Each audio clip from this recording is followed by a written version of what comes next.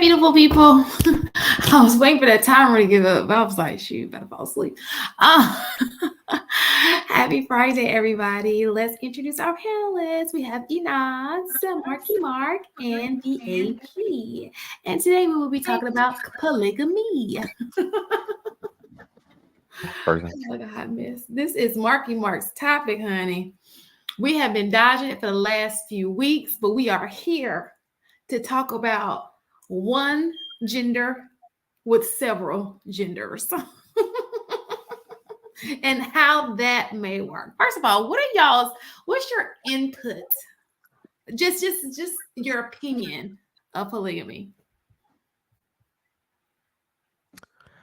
I think polygamy is an interesting topic because it's a very tough thing to quantify based upon religious beliefs, but off of just practicality, depending on the mindset of the women and the man, it could be fantastic. I just think that in America and the freedoms and the things that, people like having stuff to themselves, I don't think polygamy would be as easy to convince a lot of women since they've been taught that they're supposed to just be one and one. Yeah. So I think that if it's legal to have create a family, break up a family, create another family, break up a family, create another family, break up another family, create another family, break up another family, create another family, break up another family, why is it illegal to create a large family and they all stay together? To me, it doesn't make logical sense. The results of broken homes speak for themselves. And if there was a way where people would not have broken up their home and could have worked together, still had the same qualifications under the law, the same ability to grow their family, grow their wealth, practice actual group economics. I just think that would be a much better society. It would be a much better society. I agree. And one of the things that we hear from women a lot is that there's very few good men out there, right? And so instead of having a bunch of women running around single or, struggling through the dating market, I don't see why it wouldn't be more productive for the men who are capable of handling more than one woman to be able to take on more than one woman. And we're not talking about like mistresses or side chicks or any of that stuff, right? Like owning the responsibility of multiple women through marriage. Yeah. What was your thoughts on it? You didn't let us know what you thought about it. You said me? Yeah, you didn't give us your thoughts on it. We already gave ours. You know what? I am down for it. I'm down for two. So if I were to meet a man and he's the man for me, I'm okay with one other companion. Not 3 or 4, but one other. Because I can't say that it will be easier around the household. We could be buddies, but I want it done the right way, the religious way, not the ghetto, overly sexualized way. I'm okay with that. Okay. Yeah, I think people. Go ahead. No, I was gonna say I think people look at it from just a sexual stance, but that's probably the least important factor of that, right? So, yeah. So my question to you is how would you, Shan, navigate the pleasure portion? Would it have to be you get your time in and then so the right way will be he would spend time with me and he would spend time with her. It would be equal timing. It's not like an orgy, the little fantasy that you have in your mind is I want it the real Muslim way. How about that? So that's the real Muslim way. Yeah, you about it. You can hold on to 2, knock yourself out. We're gonna have 2. We're gonna put it to the test. Hey, listen, I don't mind being tested. May the real men stand up. I don't mind being tested.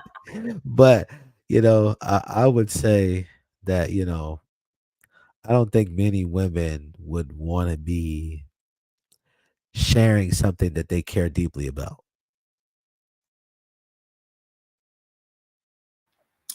I think that Go depends ahead, on, because I how have you. another topic. So y'all talk it out, and then I have another one to add on to this. But go ahead.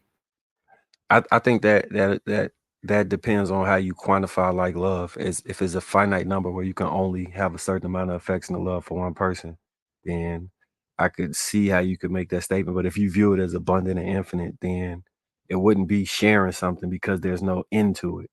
It's like it's just quantum, it's continuous. So it doesn't have a parameters the way, you know what I'm saying? But that's a different frequency probably when you think about it from a stance of it's not possessive ownership where you limit and put somebody into a smaller box. It's kind of expansive in the way you view it. Like I love all my kids equally, right? I don't just love one more than the other one. So I kind of view love in that way where it can be more than just I can only love my firstborn and then the rest of the kids it's over. Well, do you think that a lot of women have that same mentality? I think in the right situation, you never know, right? So I think right now, because of like it's so taboo, I would say absolutely 40% may have it, 60% don't, because society is changing and we see all types of different relationships developing. But I think like the biggest hindrance right now is like it being taboo. Because in actuality, we're practicing a bad version of cheating and broken families when that would be a solution as opposed to that.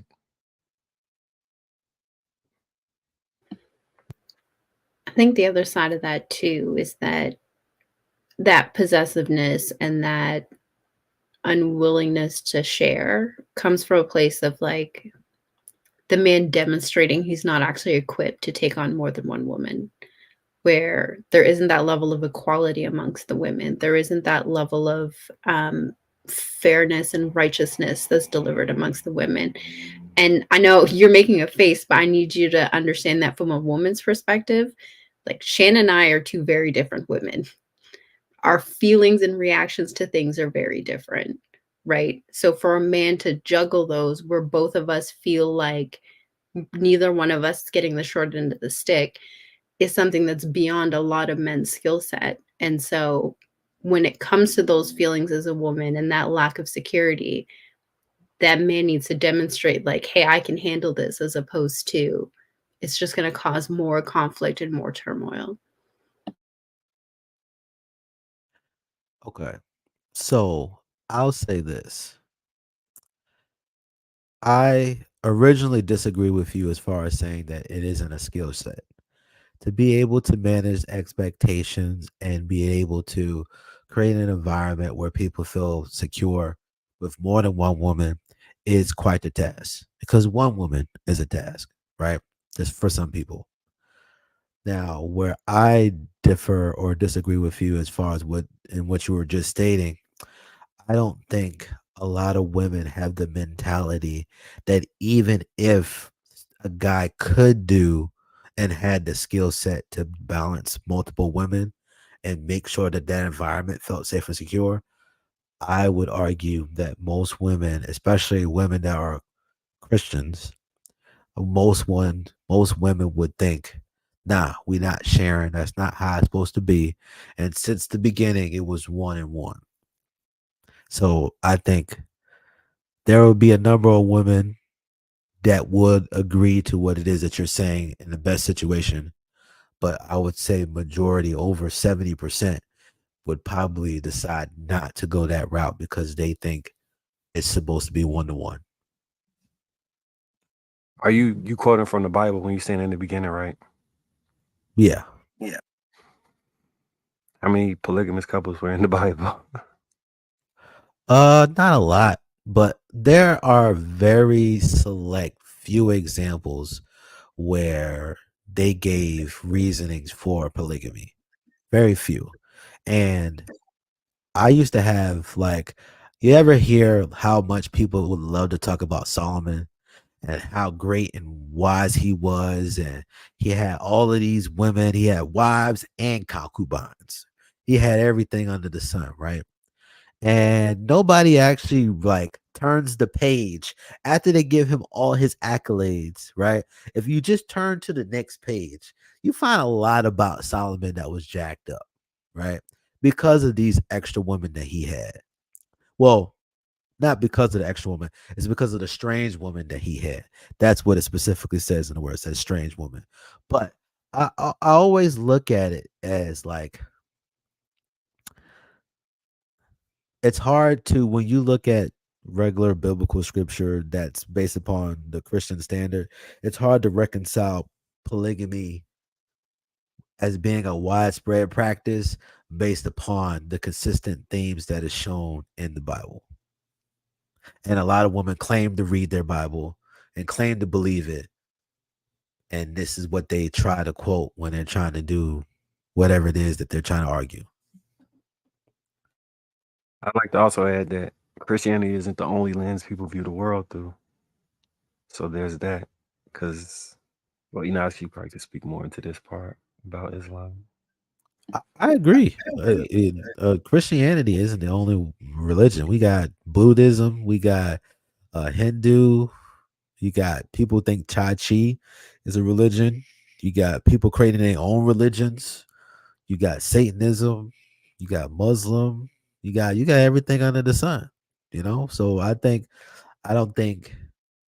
just think majority of women, even devoid of religious significance, would rather feel like I want mine and I don't want to share it because of how I feel and how I would think. Kind of like, I won't say it's on the same level, but if you saw your woman sleeping with another guy, you're going to feel some type of way.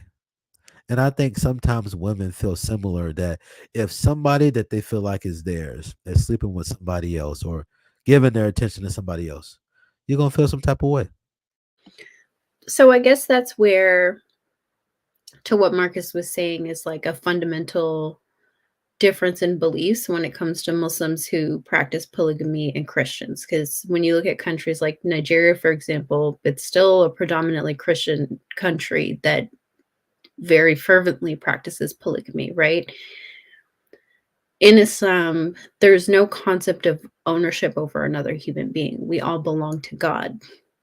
So that sense of ownership of he is mine isn't allowed to exist because it directly contradicts that, like, no human being can belong to another human being. So that's kind of how those feelings are reconciled. It's more so, are you able to fulfill the rights of all of the women that you're taking on and the children that you will bear with them? So there's this saying where essentially it boils down to, like, if you can't handle more than one, then it's better to just choose one. So it's not for everybody, but for those of you who are equipped, it's a much greater responsibility, because not only do you have to fulfill the rights, but you have to do it in a way where it's not creating conflict.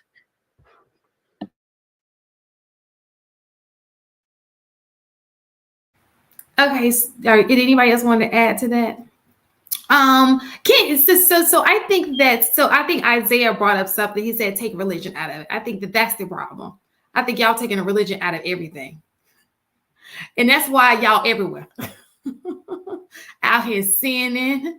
You got kids out here bringing guns to school. The direction is everywhere because y'all took religion out of everything. No morals, no nothing. Just out here like little loose cannons, stray dogs. That's what you're doing. But thank you for bringing that up, so with that we can discuss that. One of the, when I had a conversation with somebody, and this guy in particular was saying that he is what he would call a primary mate. And please excuse my, let me close the door. I forgot. Every time my guy comes over here, we forget because we don't hear it. I don't hear it until I come into this room. Okay. So, he said that there's a such thing as a primary mate. And the problem is there aren't that many primary mates available these days. Meaning everybody is not equipped to be a leader in a household. Everybody's not, every man does not do well in commitments. They don't do great with commitments. That's commitments with their jobs. That's commitments with their relationships. They're just not good at committing to anything. And as we know, to take care of a household, you have to be a responsible party. And there are a lot of people who are just not responsible. And that's the reason why they move the way they move. So let's go back to the primary mate. So he says there are only a few people, kind of like what Inaz said, a few people who are primary mates. These are men who are willing to commit. They understand the sacrifice and the leadership role that takes place in the household, and they're okay with that. And so for me, kind of like what Inaz was saying, I think that and those are the men who can take on polygamy, if they're up to it, because they may be like, oh, one is enough, a polygamous relationship. Because majority of men, I can say this generation of men, majority are not primary mates, and they move as such.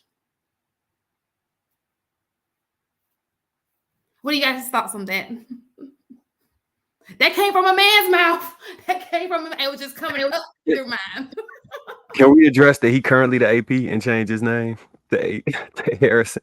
You called him AP at the beginning, so he changed his name. She can't see, so she wouldn't have seen it.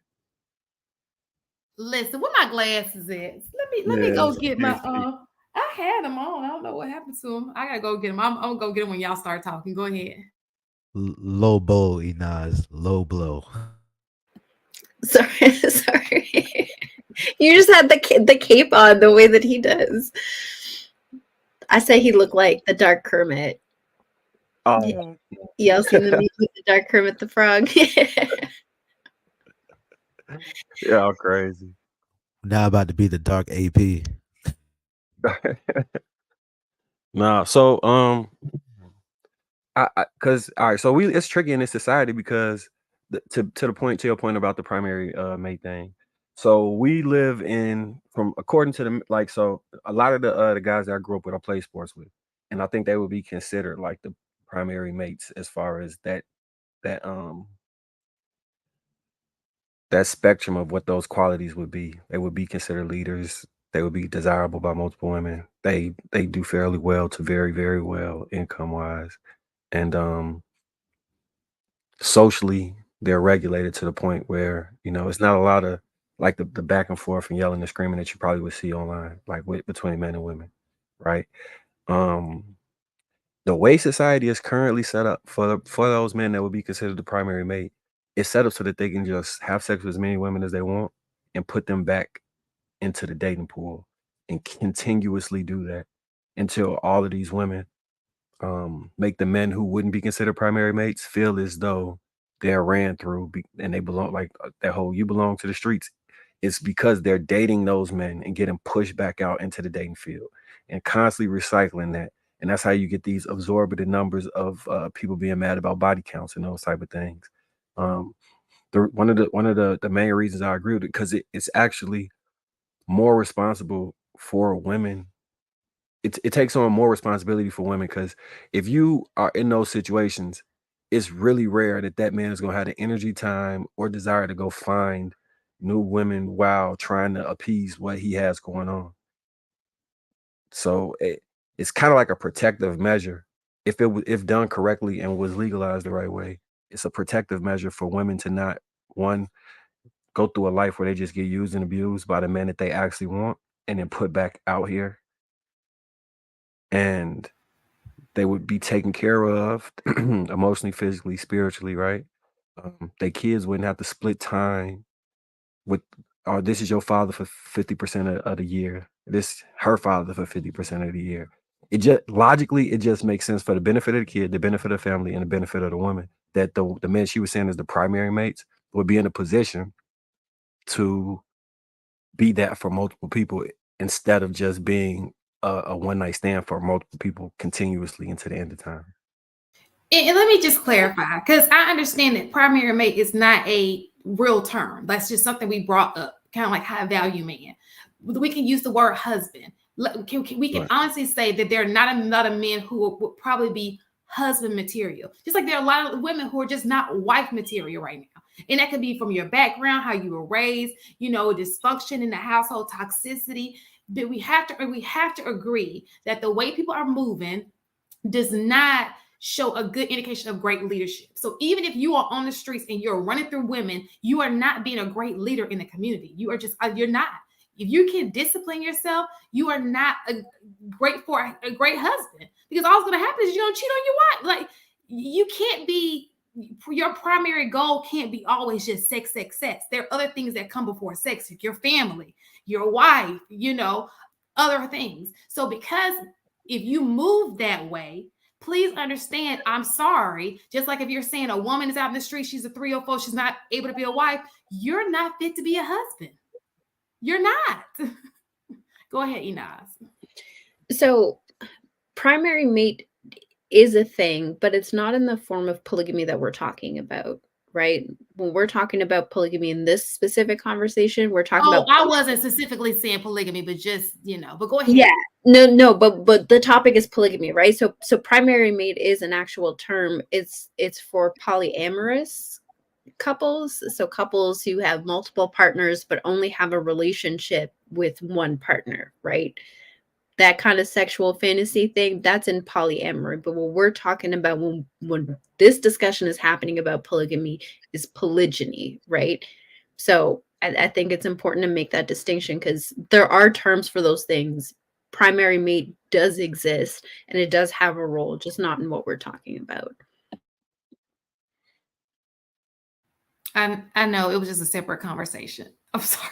It was just something I wanted to bring in, because I think that there are two, in what I'm saying, maybe I don't want to use that word, but to be a husband, I want to make, so there's steps to this. It's kind of like a criteria, like you have a qualification. Like, if he's not even a husband, first of all, let's do this step first. Let's see if you're qualified to be a husband. You have the leadership. You can put your family first. Then we can go to one wife and then two wives, But if you can't get the foundation, and that's just simply putting your family first, penis discipline, being responsible, being committed to something, and that's your job, yourself, your family, then you probably shouldn't take on a wife, better yet, 2 or 3. Does that make sense? So I don't think if you can't develop a relationship with one person, taking on 2 is just foolish, right? It's super foolish if you can't have a relationship that can coexist peacefully.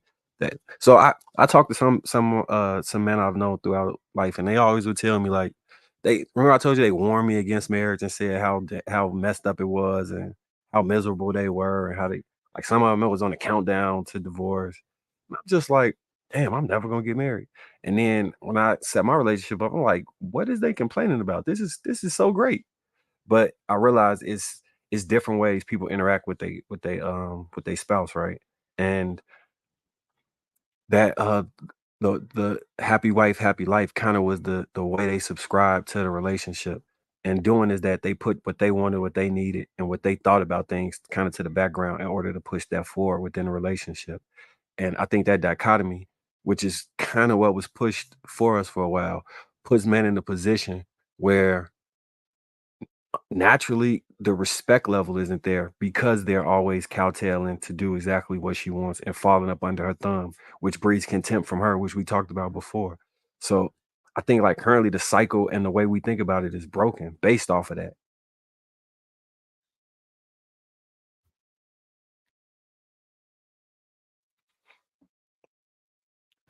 nobody else wanted to contribute. Go ahead. No. Shan't. Never mind. I think it's interesting. Like, I'm trying to reconcile the thought of, okay, you have a perfectly functioning relationship. You're in a monogamous marriage, right? Just you, her, you're having a fantastic time. What is it that you think would cause a person to be like, one is dope, let's get another one? Like, what is the mindset or the thought process that would cause a person to be like, hey, I'm managing this really well. I want another one. Like, is that something that you talk to the first wife and be like, hey, listen, this is what I'm about to do. You know, are you cool with that? Are you gonna be with her? Like, what is, because if I got a perfectly functioning relationship, marriage, like I'm like, okay, you know, what reason do I have to add another one to the mix? Okay. Can we explain the different? I would like to knock it down for the different. I don't know much about this subject. I'm gonna tell y'all now. I did this for Marky Mark. I don't know much about this subject at all. This was a promise. So what are the different types of? So there's polygamy. I think you just named a few. Can you explain those for me, Enos? Because I think some people think that they're getting one and they're actually getting the other one. Yeah, so the three main ones are, so polygamy is like the umbrella that covers all of the polys, right? So under polygamy, there's polyamory. That's when both partners get to have multiple partners. Then there's polygyny. So that is when a man has multiple women. And then there's polyandry, and that's when the woman gets to have multiple men. I'm not sure what it is for like the same sex stuff or, you know, how that part works, but those are the three main ones under polygamy. The current society we live in, what would you say this is? If you were to, well, I guess it's just cheating and lying and and breaking homes. I can answer my own question. Let me answer HD question. um, so I think that when you have like a really good thing going and you think it can just be multiplied, that's probably the mindset behind it, right? Like everything is going well. This is great.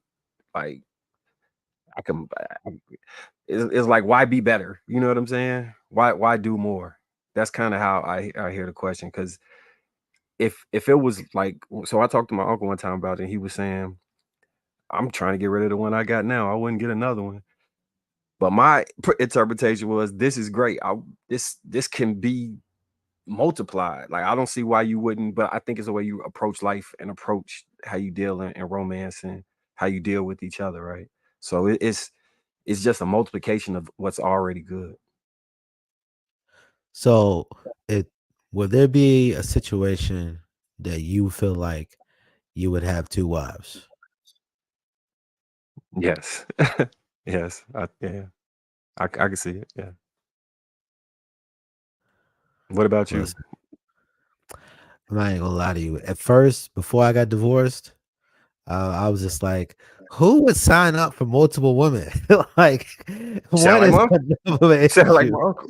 Like, so, like, one, you say, hey, what do you want to eat? She's like, I don't know. All right, let's go here. I don't want that. Okay, what do you want? I don't know. Like, imagine having to do that with two women, right? Now, granted, since I've been divorced and I met fantastic women, I could see like why some brothers do, because I think that part of the reason why it was even such a thing is for survival, right? Like if you live in an area where resources are already thin, right? And like if there's no brothers around to help out, most people would be by themselves, they'd be struggling and it'd be hard for them to survive. So, like in many cases, you see, like even in the Bible, right? You got David. They just be acquiring wives, They don't always do it the right way or the best way, but you can see, like, hey, I like this woman, I'm willing to take care of her. Or you got Solomon. Solomon is just an extreme case. But like biblically speaking, it's very hard to quantify from a Christian standpoint. But as far as a logic standpoint, I've met some fantastic women in my life where I'd be like, listen, if I wanted to take care of them, take care of multiple women, I would see a situation, but I don't know too many women like in general in life that would sign up for something like that without feeling like uh they are supposed to only get one woman or one man, and it's supposed to be 1-to-1. All right, I think it's social programming because how many people currently believe that you're supposed to have multiple sexual partners before you get married? I mean, that's a fair point because like it used to be taboo to be having kids out of wedlock. It still kind of is, but now people are actually asking, "Hey, I just want a kid, but I don't want to be married." So there's people actually saying, "Yo, like give me the kid. I don't want to marry you, but yo, let me get this kid from you and let me just go on about my married business." So, I mean, you're right. I think the thought, that's why I said that that is a major challenge to what Enos is saying is that, like, I think majority of women here in this area, I'm not talking about in the world, I think majority of women in the US, if you even just mention the thought of, oh, you about to bring another woman in this equation, absolutely not. Now, are there women that will deal with that? Sure, fantastic. 20% tops. I completely disagree. I completely disagree. So I think that number is probably 40% that's already predisposed to say yes, and I think it goes to 80 depending on the man. And we got plenty of examples to show this, right? Because if you look at the dating pool, I don't know if it's biological or if it's just incentive based, but if you look at the dating pool, 70% of the men don't even register in women's minds. Knowing that that man already has somebody, knowing that that man has multiple people that want him, it still doesn't even register. I this I was trying to debate on this yesterday. Was it nature versus nurture that's got it set up that way? I would argue it's both, but it's more along the side of the nature side, which is why you kind of see it throughout animals as well, right? The same type of dichotomy. It's like the biggest, strongest like lion, male lion or whatever, would have a pride, and it would be multiple lionesses within that. And he was tasked with some of the same gender roles that we have society with the men. But for most women in relationships, if you ever watch any of those clips, have like that the one guy, right? That they like, oh, if I got a hall pass, I would XYZ with this person that they view as in that top 30%, maybe top 5%, top 1%. And if you think about Nick Cannon, nobody's not signing up to be with him even after what 10, 11 baby mamas. I think he's doing that completely wrong. I'm just speaking to the social thought process when it comes to women selecting the man that they actually want. And I seen on the adverse of it. So somebody that's not as wealthy as Nick Cannon. I don't know if you ever seen the show Paternity Court. AP, Yeah. I mean HD. We gotta take HP off of the screen, dude. I don't want to call you AP all night. Well, blame Shan. I am the AP today. I've been the AP for the last 3-4 hours. So I'm just gonna be the AP today. So there's a episode where this dude he got like 4 or 5 paternity court episodes. He from Chicago too, actually. This dude he got 12 kids from 7 baby mamas, and he went on Maury 3 times and got 2 more kids after that. And you would think women would be like, no, I'm not messing with him after this, right? No, they start calling and trying to look for him based off that Maury episode to have a child with him. Speaking to the psychology or the nature of how it's set up, I'm not God, so I can't really jump inside a female body and understand exactly how they put that together within their mind. But I will say that it's precedent for it is my initial point. Although all those are bad examples of what polygamy would look like in practice, because that's not polygamy. That's just men being reckless with they see. But the social ramifications, I think, prevent more so than not them women being able to move in that way. So I don't think it's only 20%. Well, I still think that it's 20% because in spite of all of those women that are messing with these guys that have multiple kids, that's only a finite number of women. Now, granted, like, and maybe I'm just speaking from my own experience because, like, most of the women that I've talked to, just in general, either for me dating them or them dating somebody else, like they're like, yo, this is mine. I'm not sharing it. There's no reason why I should share it. And that a lot of the women, like you saying, like a lot of women are in side piece situations, they're in situationships, and they are in relationships with guys that they're not actually in relationships with. So I think sometimes women lie to themselves and think or don't even consider that there's anything else besides what they want. But the reality is that a lot of brothers are messing with the same women, right? Or multiple women. The women don't know it and they just keep doing it. So you think that they're signing up for it. Some of the women do, but I would say majority of the women, if given the choice, hey, do you want to share this guy or you want the guy just to be for you? What do you think most women are going to choose?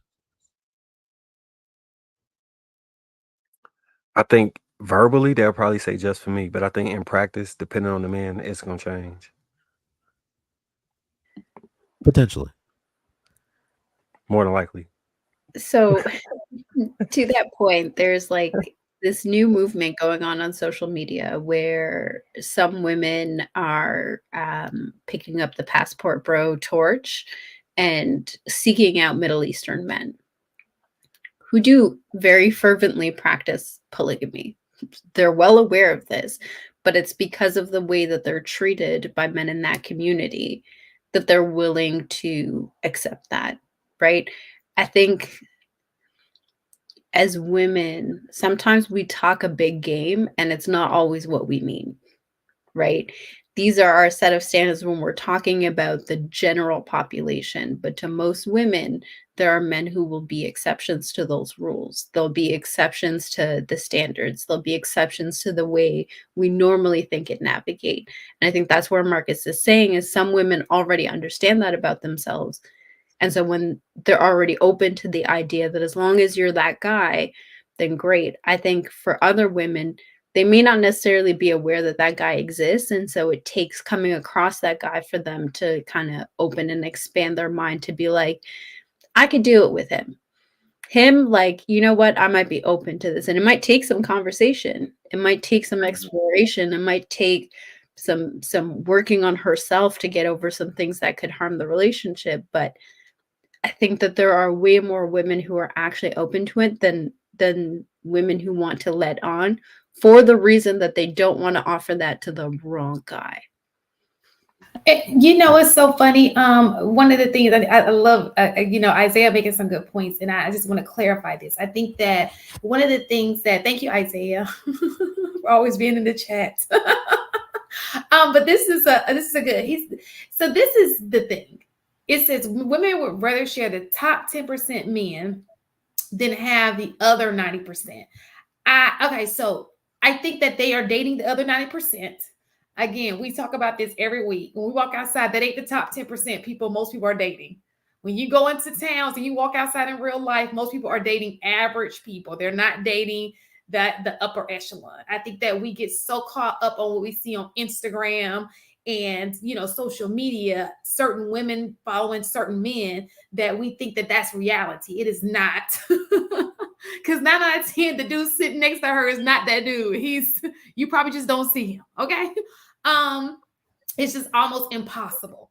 But I will say there are women who would just rather be single or just mess around with other men than to be with somebody they just don't want. And this is how this works. A woman has to want you in some type of way. You have to offer her something, okay? So if you're saying that most women, let's just take your idea and just put it into play. If you're saying that most women are running after 10% and not the 90%, what is the 90% doing that they're not attractive to women? You have to ask yourself, what can I do to make myself attractive? Or is it that you're attractive to women, just not the women that you want? Because I fail to believe that a whole 90% of men don't have at least one woman who is willing to go to bat for them. We got men in jail serving 10 to 15 years, and they got women showing up, driving miles away, taking collect calls from a man, but yet you are free and clear and you can't find one. I don't believe it.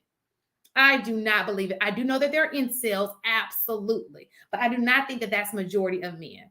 I think that men have options. They just don't like their options. They feel like they should have those options of the girl on Instagram. Why doesn't she want me? She doesn't even know you. She does not know you. She does not know your name. You are just a heart. Can you like my post? That's what you are. You're what we call an ego boost.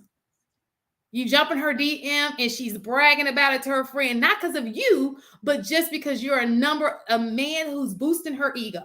That's all you are. You do not have access to these women. These women do not live in your neighborhood. They do not live near you. You don't have, and that's the screwed up part about social media. And I can say the same is true for women.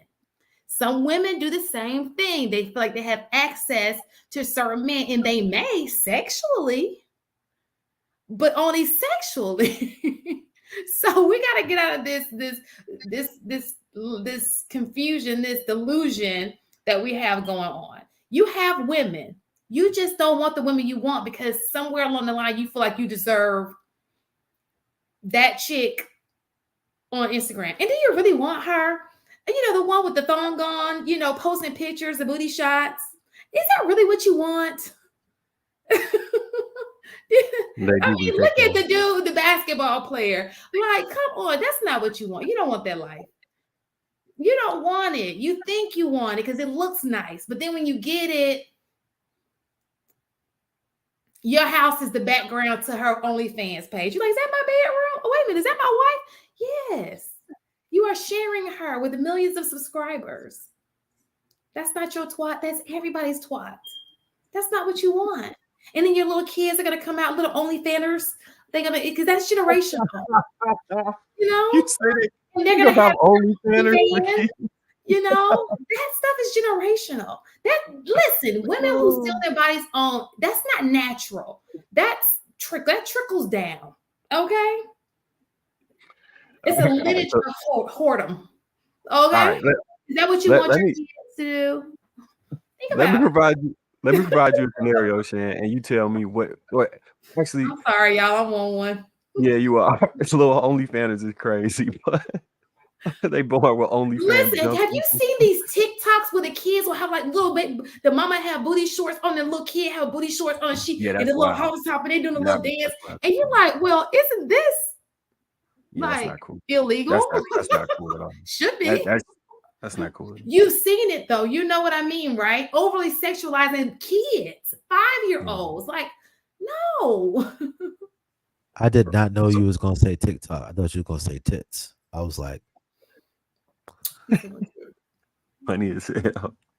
So look, let me ask you this though. All right, so if Usher has a concert, how many women do you think would line up to try and get to Usher? A lot. I enjoy a bump free. All right, I'm good on that. Pick somebody. I'll pass on the opportunity. Sorry. Pick somebody so I can make the point. Because the point that I'm making is, I think, which is why I'm like, it's got to be nature, because even in a society that condemns this type of behavior, people still gravitate towards doing that, right? But you don't see a line of men waiting to go meet Beyonce. They would, but they just don't think it's even possible. But at the end of the concert, it's 2,000, 3,000, 4,000 women trying to get, they fighting each other, clawing each other, and pulling each other over. Men would never be fighting and clawing and pulling each other over to try and get to Beyonce, because they know it's gonna be fruitless, right? It's like the way our nature is set up. The I think, what's the saying, that a man will want the multitude of women versus the way women will look at it and just want that one guy that they want. I think that's more nature than anything. Mm-hmm. I really do.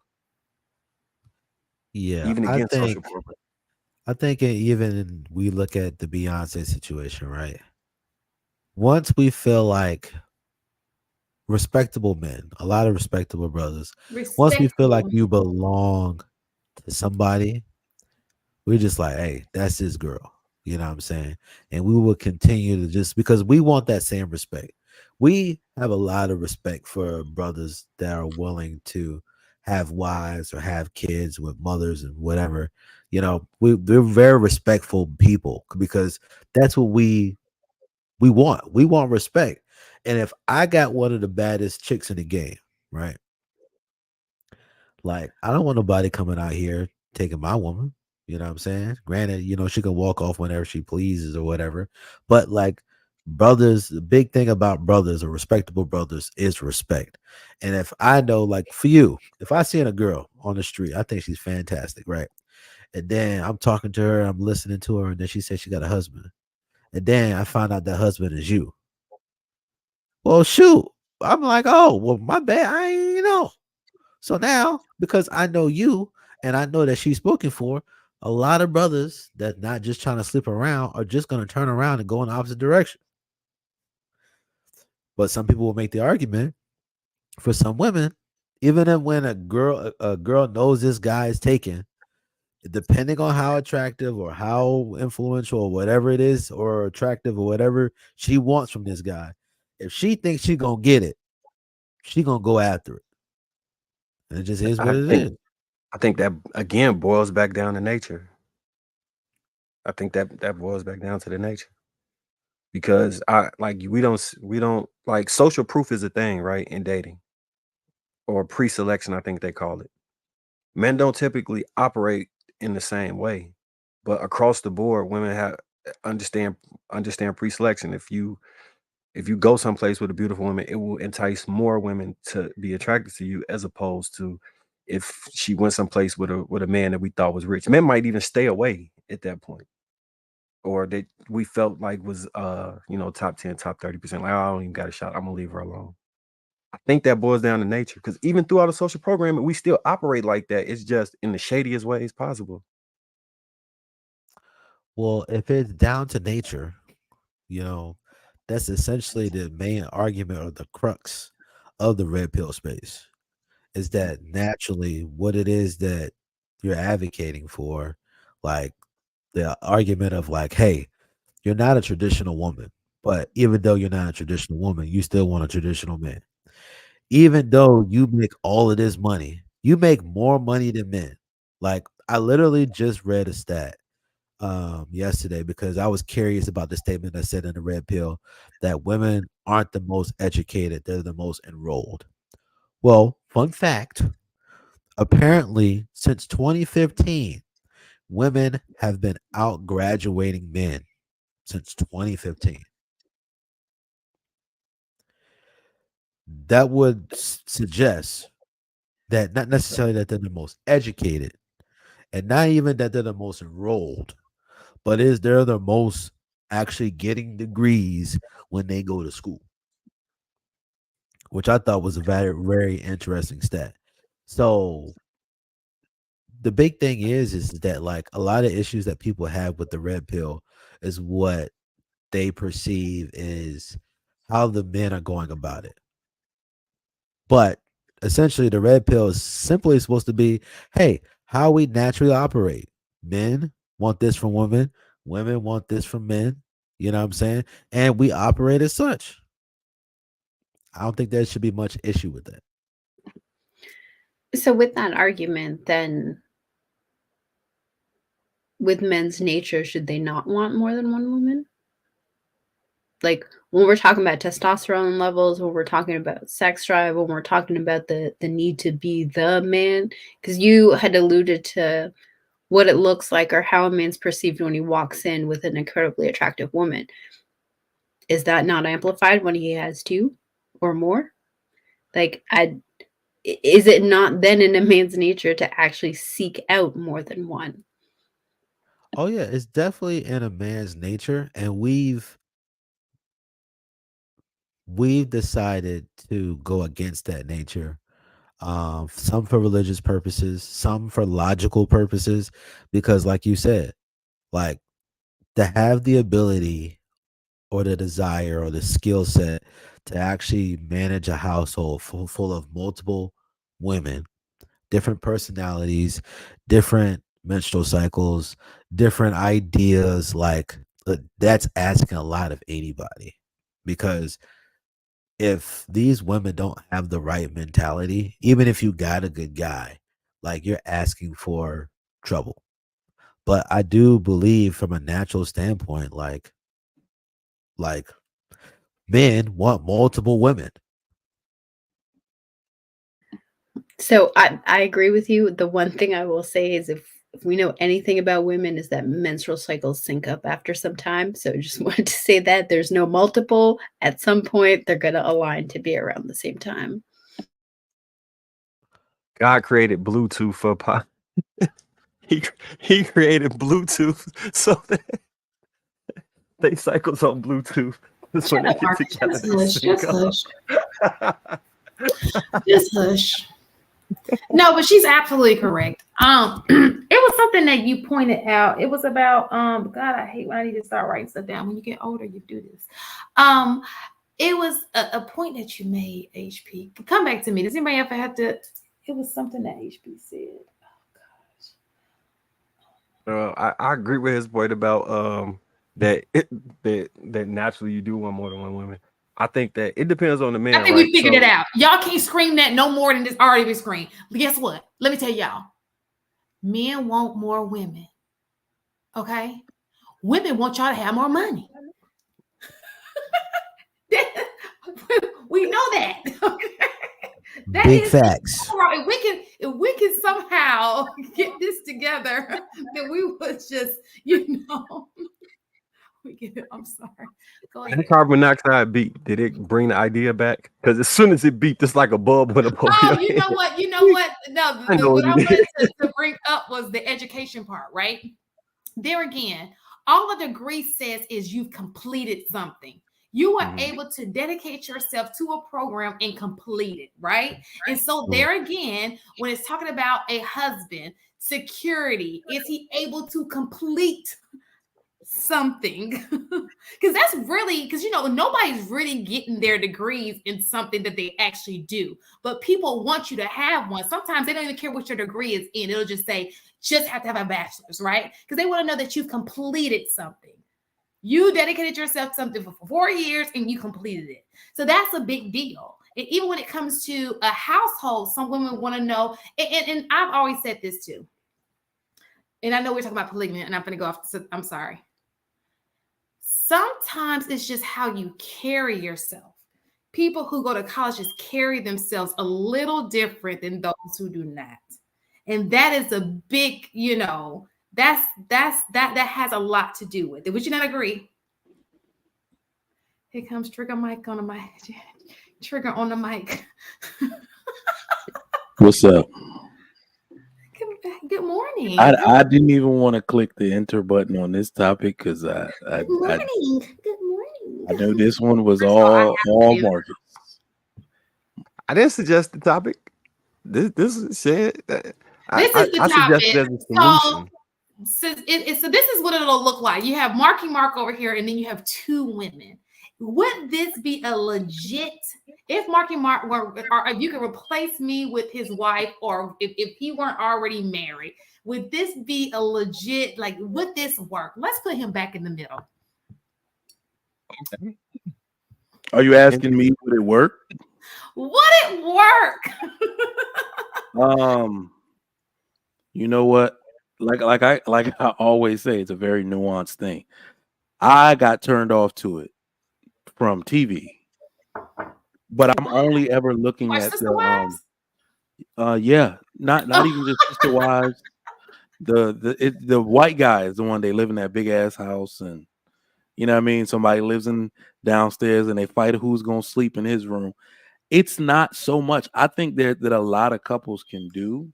I think Ina said something that made me think once about it, because logically it could save the community from a guidance of children standpoint, resources pooled under one roof. I talk about that all the time on my show. Like, look at these Indians, man. Like, they pooling all these resources. They're doing it. From that standpoint, I'm 100% down with it.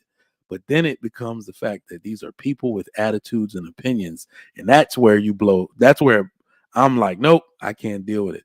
And the part that gets me, that white guy, I think this is years ago, I watched that white guy walk in the house after a long day of work, and he He works outdoors or some shit. He's in construction. That dude walked in. They got their arms folded, waiting to unleash the day's arguments on him. And I was like, fuck no. And what it is, I think a lot, it's not even that women are uncontrollable, but I think when the issue starts to involve their individual children, that's where those situations become contentious. And it just seemed in that particular sense, that's when it seemed more trouble than it was worth for me. So to that trigger, Mike, right? Because I've never actually watched this show. I've just kind of seen clips, right? Those women's personalities from what you've described is very different than your wife's, right? Mm-hmm.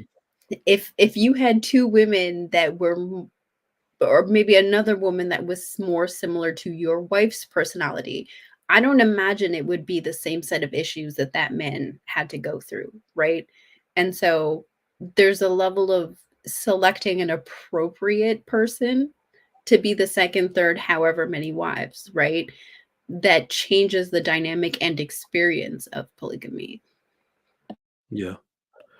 And I'm 100%. Yeah, I'm 100% sure. Here's the worst part. I think it can really work out. I think one spoils the bunch. I think you can have three, you can have four, and then you let the wrong one in. I mean, we've seen that with the Sister Wives one where it just took one. I think there was one that was like the most terrible. She couldn't even be in the room getting interviewed with them. You know, it was so bad. But no, I'm 100% down to see how it would work correctly. You see what I'm saying? We get shown the bad examples for drama and all of that. But if we're talking to your question, Shan, with what we know about you now, I don't know. Put anybody else in your place. I think it could work. With your nonchalant ass, your changing mood, changing mind, take you out completely. Take you out. I don't feel like it. No, y'all. Nah. Shan does what she wants to do. You're not a team player in this situation at all. I'm a team player. You would get booted off the island. You've never been in a relationship with me. I am a team player. And that's you get booted off the island. I'm sorry. I'm a very understanding individual. I just take it out on y'all. I don't take it out on him. I take it out on y'all.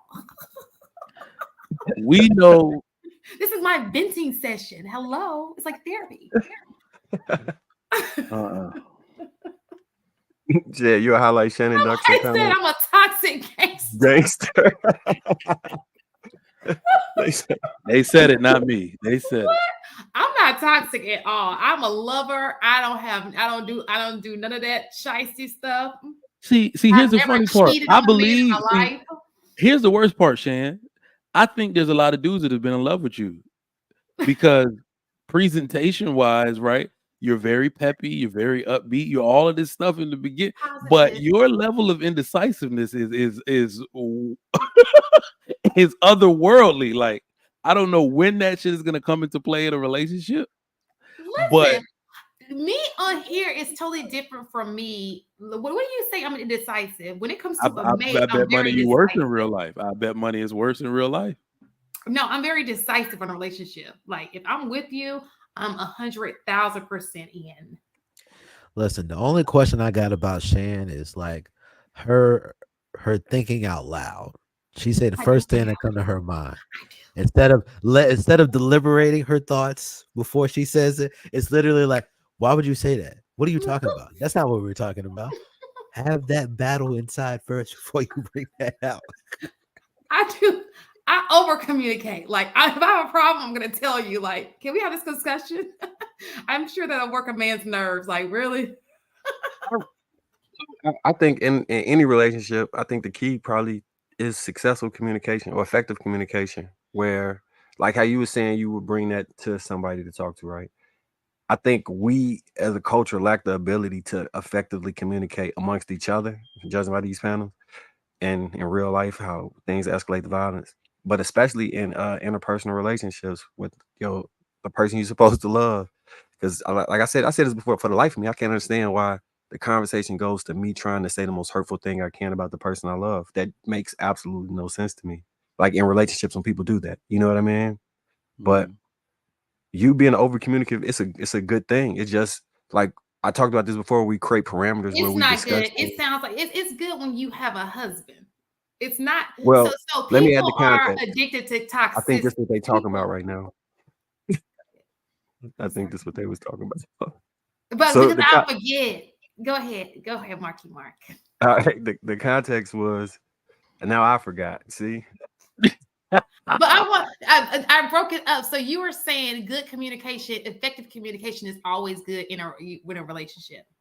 right? Oh yeah. So I was talking about the parameters behind that have to be drawn in order to have it, and one of those things would be understanding when is the proper time to communicate and how to communicate. So you have the necessary tools to be able to explain whatever you need to say to somebody so you can get it off your chest and you don't let it harbor. But you also have the emotional regulation and intelligence to understand this might not be the moment or this might not be the way to go about it. So when we talk about it, like I always talk about, like sometimes if it's getting too heated, taking a quick break to come back. Oh, look at the baby. Taking it. She looked just like you too. Oh yeah. Mike, that baby still got his school clothes on. The baby She still went after the movie. I said, "Go upstairs, take your clothes off, and get into bed." Look at this girl. Look at this girl. that baby That's how they still do got you. her Look at school this girl. clothes on. That's how they do you. Damn, boy. It's been about 3 hours. You don't put that baby in the tub. Like, And now I gotta go do all this. this. You know they don't cooperate when they sleep. Her hand gonna be stuck like this. I can tell she just woke up from a nap. I'll be right back. See, So that's beautiful to see. So Marky Mark, that's what I want to see. I said that's what I want to see. I love that's it. the kind of situation that I want. I Mike want to is be so able to have awesome. some kids. It's gonna happen, HP. Yes, HP will be getting HP for making some more kids. Yes, it's gonna happen. What I was trying to say, Marky Mark, is today. So a lot of things have changed in time, right? It was so funny because I was watching a TV show, not a TV show, but a podcast, and they had married women on there giving advice to women of how to become married. But these women got married 20 years ago. So they have no clue of marriage today. Like it's totally different today. You know, the involvement in a relationship is totally different. Most people have like for example, HP, you got a divorce. So you probably have that residual going on from the ex. You know what I'm saying? The toxicity in your head. We know because we've heard you talk about marriage. So we know it's still there. So you've got that. You've got other toxic things that are going on. So it's just never going to be the same as it used to be, where we are moving in a different kind of, it's too many different variables that are going on right now that changes everything. So I understand what you're saying. Effective communication is good, but some people like toxicity. Some people like to be cussed out. There are men who like that. Have y'all seen that one TikTok where the dude was on? I wish I had it. The dude, he's like Hispanic, and his friend was behind him. He was like, "Yo, don't put that on the internet." Did I show y'all that?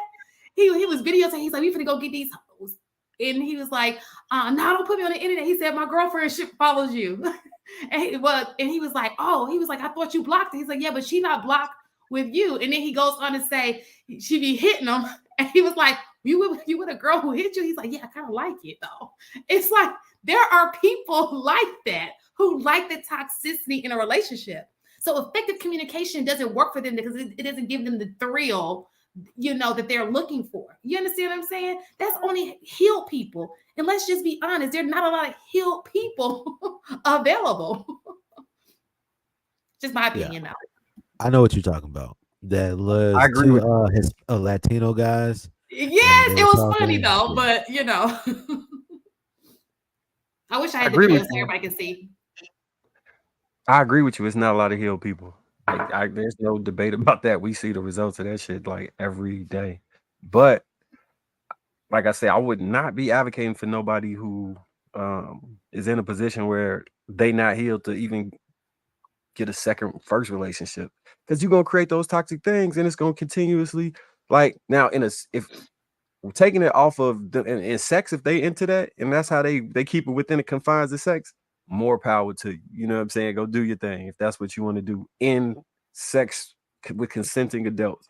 But just behaving like that on the regular when they get mad, that's always gonna lead to a domestic violence. Ain't no joke. People, you know what I'm saying? That, yeah. No, I agree with you though. People not healed. People just not healed. Because there's psychology behind that too, though. It's like the thrill. It gives off, like, what's it called, the dopamine or whatever. So you feel like you're attached. You feel like you're in love, but it's really the chase, the toxicity that you're in love, that high you're in love with. You know what I'm saying? And so people really move that way today. Like that's their go-to. That push and pull. Like, I'm sorry, there's somebody in the basement. You know, that push and pull type of thing. Effective communication doesn't fit in there too well. That person gets played. They just need to heal. I mean, that they just need to heal. Yeah. Go So ahead, for that situation, that ain't what we talking about. They need to heal. Yeah, so I was gonna say something similar to that. Like, that man won't be able to take on multiple women and have a successful relationship because he's not having a successful relationship with one. They might still be in it, right? But that doesn't mean that it's successful, right? Like, that's the thing, is like we hear women talk all the time about, well, like, the fact that you're married doesn't mean anything, right? It's that we're looking for the success in that relationship.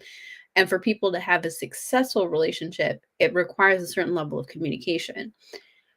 And the one thing, because HD was talking about stats earlier, over the course of the pandemic, Black women enrolled in therapy, right? Sure, yes, not all of them stayed in it. Sure, yes, some of them were like, you know, accountability averse and stuff like that. But the thing is that there is a large population of women who are seeking that healing, right? Black women already outnumber Black men. And now you're going to be introducing potentially more healed Black women into the dating market with Black men who may not be seeking healing, right? So with that, what does that landscape look like where now this healed woman is potentially re-traumatizing herself, potentially suffering more relational trauma in relationship to men who aren't healed? Like, should there not be another option where she still can be covered by a man who's adequate? Or are we just going to segregate all of the good men to just one woman? I agree. I have another question about polygamy, but it's off, so I'm gonna wait until after this. But I agree with what you're saying. That's another point for polygamy. The healed men. And you know what? I think that it will actually serve as a positive reinforcement. You know, if these men are the ones getting two wives, what are the characteristics of this man who is afforded the ability to have two wives, you know? And so that may get other men to be like, oh, because then that'll take those women off of the market, assuming they're not cheaters. I mean, but I don't know.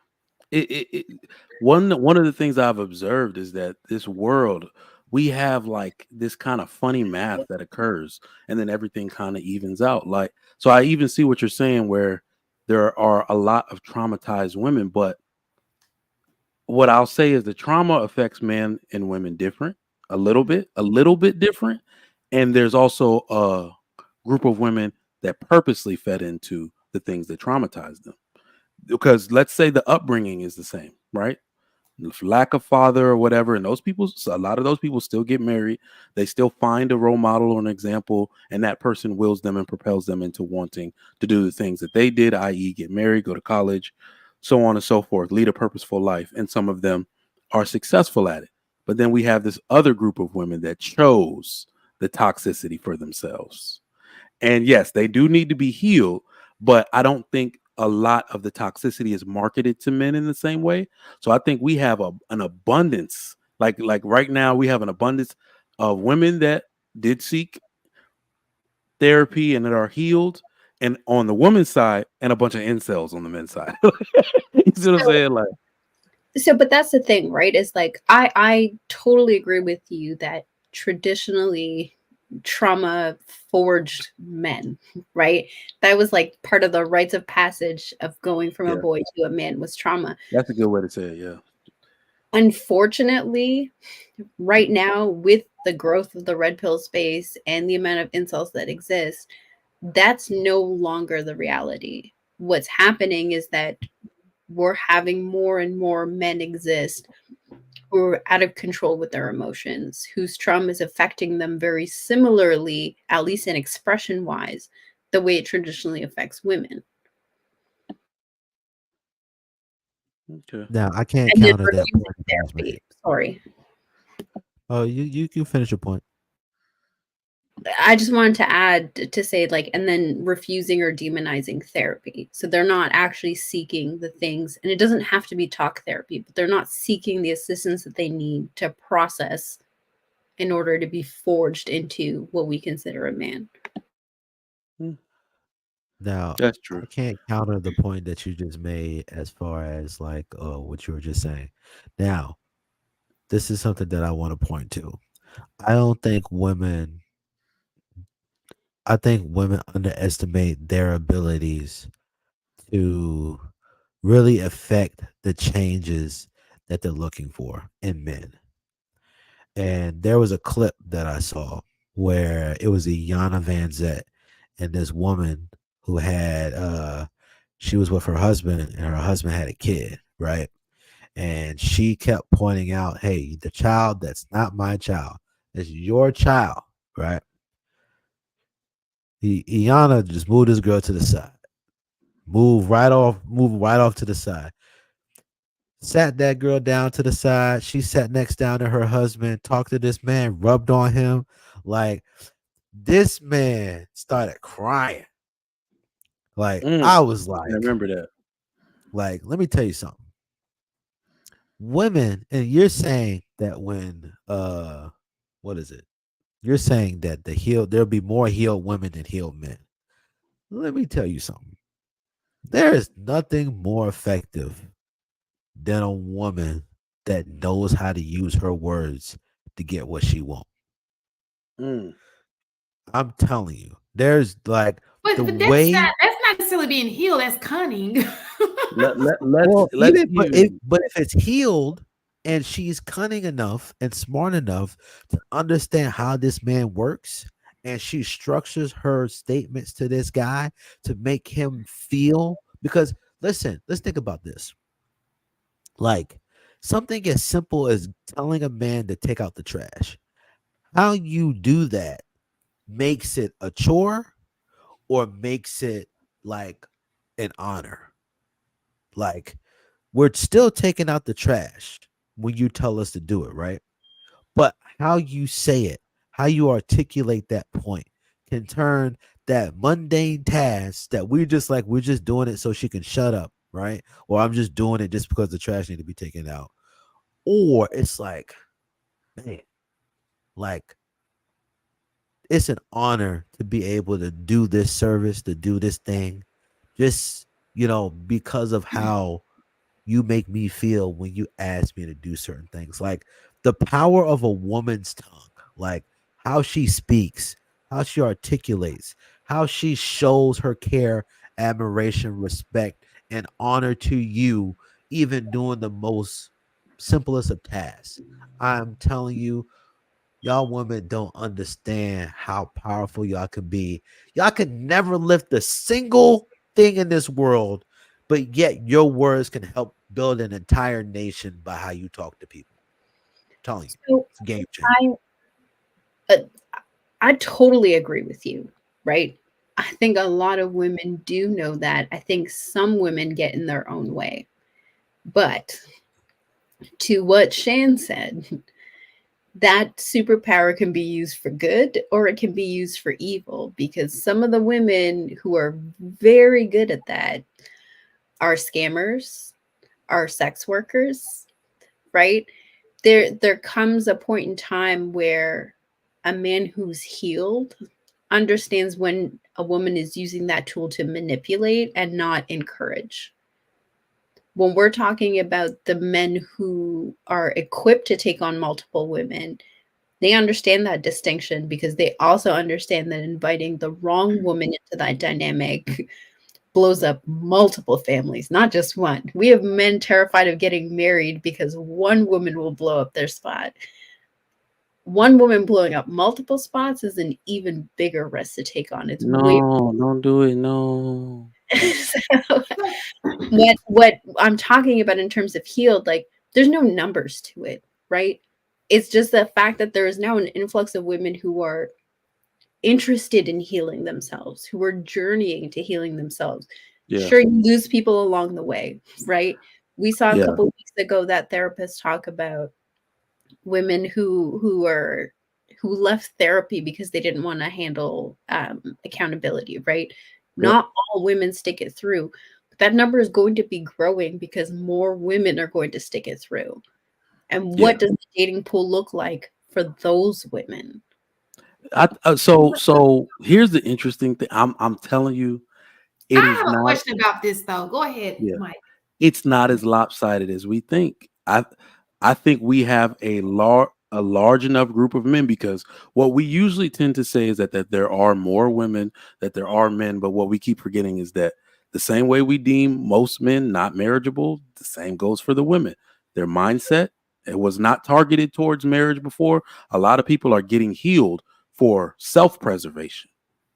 They Okay, I don't know if y'all caught any part of my show today where I played that. Self-love. Exactly. I played that clip of this old lady. Did you see it on my IG? Just crying. I don't want to be alone. And all.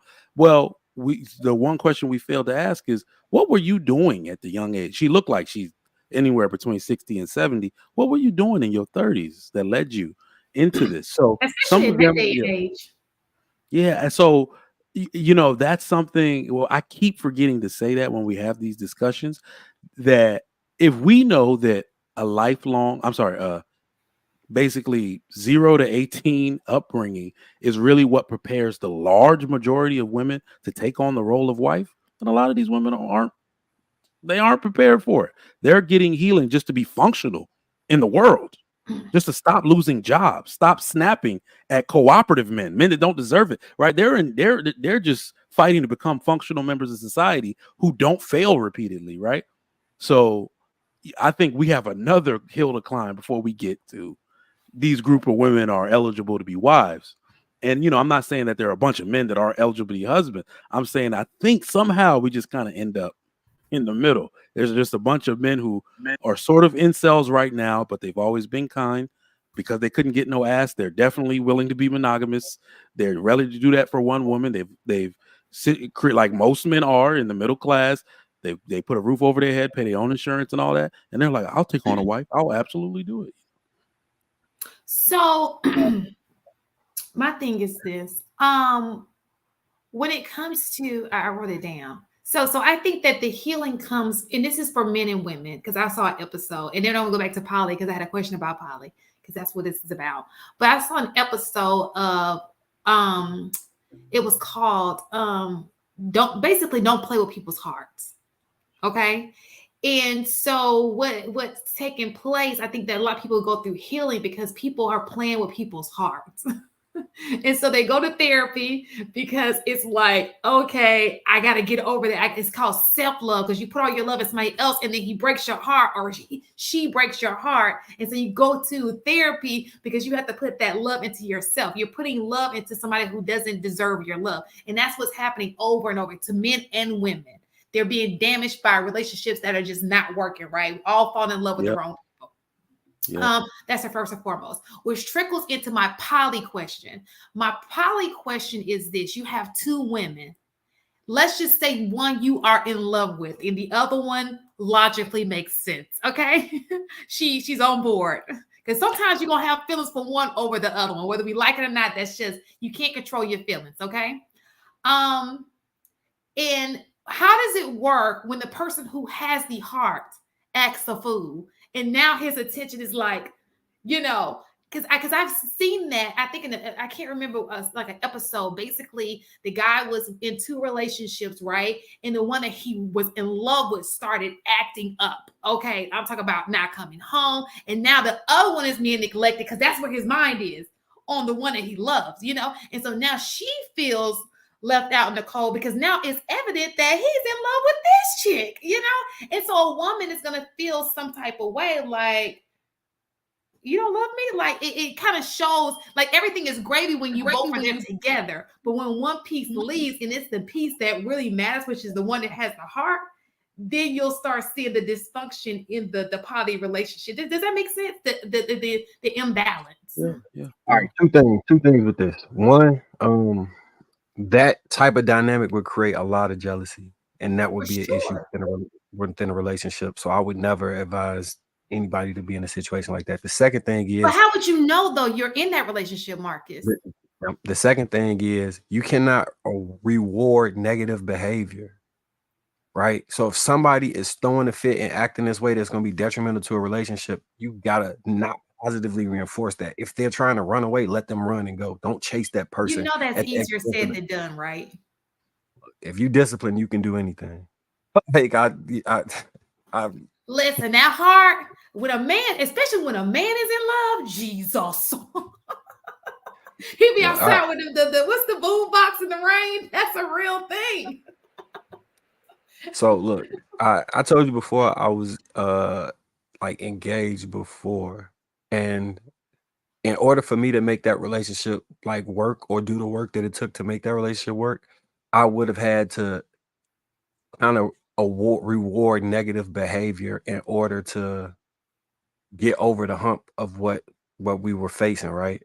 But I looked at that and said, long term, this will not be effective because what I'll be doing is incentivizing this person that this is okay because they're mad or whatever, and it will continue down this path. So I walked clean away, and I took time to myself and healed, and I had a lot of love for that girl. When you discipline enough and you understand like dynamics within a relationship, you understand some things are not going to be they're counterproductive. And what you described is something extremely counterproductive. And if a man fall victim to that both those relationships will end. So I wanted to jump in on that as well. I don't understand how that scenario is any different than having multiple children and you have one child who's maybe going against the way that you're bringing him up, right? But hang on, right? Because at the end of the day, right, you might love people differently, but that doesn't necessarily mean that you love one more. Shane, do you love one of your children more than the other? First of all, my kids are so that's a different type of love, and I think that I want to explain that's a different type of love. You know, anybody who's a parent knows that your mate and your kids are two different types of loves. Okay, but I will say this. Listen to this. Let's look at how you're moving now. Let's stick with relationships. Okay, you have two women. Most of the time when a man has two women, it's one that he's got them feelings for that you know, that's why he leaves. This is going on right now. It's just not in a marriage. It's just he's dating two women. It's one who has his heart and the other one he can't let go of because it just makes sense. She's perfect. You know, he just can't let go of her. And you understand what I'm saying? Like, so it's going to be an imbalance in there. You can love it. So this is my thing. You can definitely love two people. Absolutely.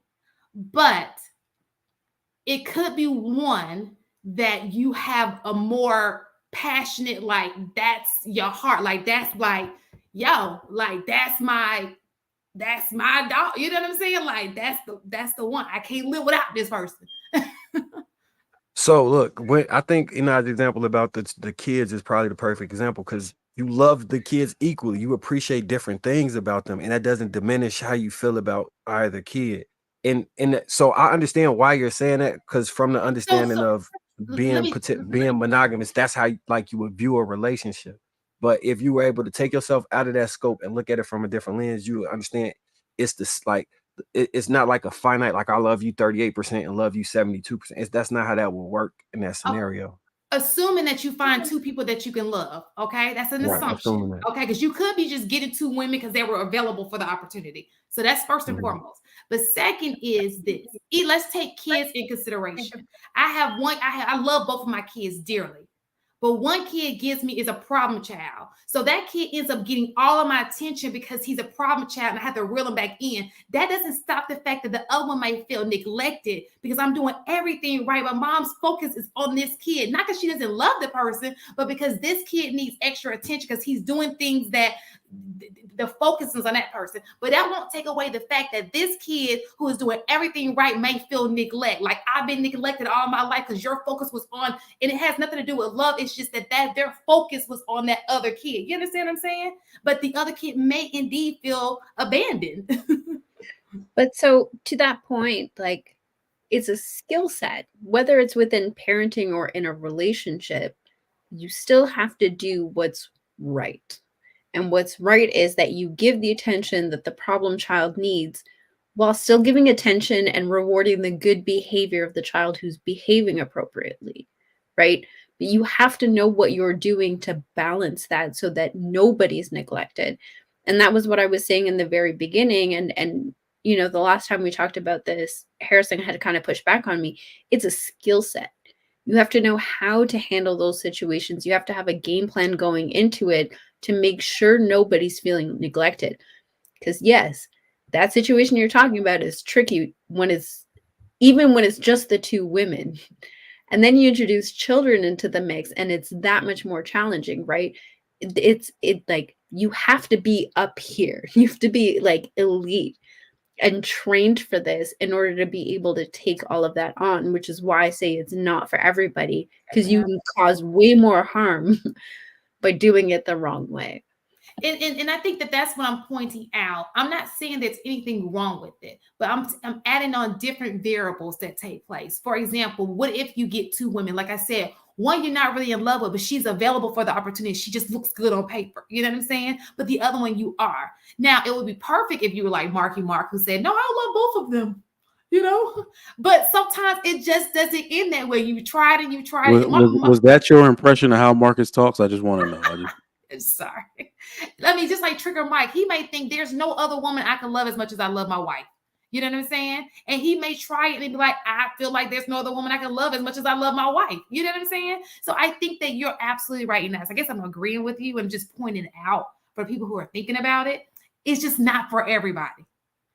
You know, because if you're not perfectly into it the way that Marcus seems to have it down pat, it can be a screwed up situation. So what happens if you're in a relationship and you fall out of love with the person you with? Or what happens if you get cheated on in a relationship and she has sex with your neighbor? Or like that's how this scenario sounds. It's like the worst case scenarios. You know what I mean? I don't think what I'm saying to you is this is a realistic situation because that's what's going on. It's just not happening in marriages. You know what I'm saying? And so what's happening is people are dating multiple people, right? But they got that one that they like. That's the one, you know? Again, I think you rationalize it how from your understanding, and I think it's coming from men will tell you that have cheated before, like, and I hate to use this as an example, but that they're able to have feelings for both women, and then they be influx because they kind of feel the same about both women, and that's not even them attempting to try and make that work, right? Because I'm only using that because that's the best example we got in this society, because that's what people be doing, and it's not as opposed to another society. I think now I probably could talk to what goes on more in Islamic countries, but what my initial point in saying why it wouldn't happen like that, it's the same thing as I heard somebody talking about when your kids get old enough and then they trying to fight you, are you not going to spank them? And my point to that was, it doesn't start at the moment where they trying to fight you. It's a lot of work that goes in prior to you get to the point that things have escalated to that part. And it's structures and discipline that occurs in order to prevent that scenario from happening, in order to prevent that type of dichotomy between a relationship from happening, in order to make sure you do things equally amongst both people. And to paraphrase, to jump back to the children analogy. So when somebody who's trying not to spank their kids hear that question, it comes off wrong because they like, I've already done the work to prevent it from getting to this point. So it's what do they say? A pound of cure is worth less than an ounce of prevention. So it's preventative measures before you get to a lot of that stuff that you would have to engage in order for that to work. And I think too, I think it's like I said, it's a lot of variables in the situation, because sometimes it's not even just about him, it's about the other person. Because sometimes when women know that they got your heart, they start acting. I mean, now the women these days start acting a fool. You know what I'm saying? And that's where the discord. Because women, sometimes some women, you might get you a Scorpio, they possessive. You feel me? And they get a little jealous. It sounds like a good plan, but once you put it in play and the feelings start getting involved, she gets a little jealous. I'm sorry, Scorpios, y'all know how y'all are, especially those November ones. So I'm just putting out each. So Shan, I want to revisit what you said, because I heard it differently the second time. I think that happens because I think a lot of men are forced into polygamy, and so they feel like they should only love one person, right? And so they put themselves in that position because of social conditioning. I think if men were allowed to explore other options, I think it could possibly look different, because in areas where polygamy is celebrated or is encouraged or isn't shamed, right? I don't know that same scenario is really happening to the same degree. Like, I'm sure it happens, but they're more anomalies than the norm. Listen, I'm down for the poly, you know? Long as I'm number Shan, one. look, that's not how you think about that. That Shan, whole thought process is toxic. we don't believe. Like, I don't believe her. Listen, I don't believe you. look. By putting yourself in the statement saying, as long as I'm number one, that creates a dichotomy where you have to have somebody underneath. Did you not see what I said earlier? That's Yeah. what I'm telling you Shan would do.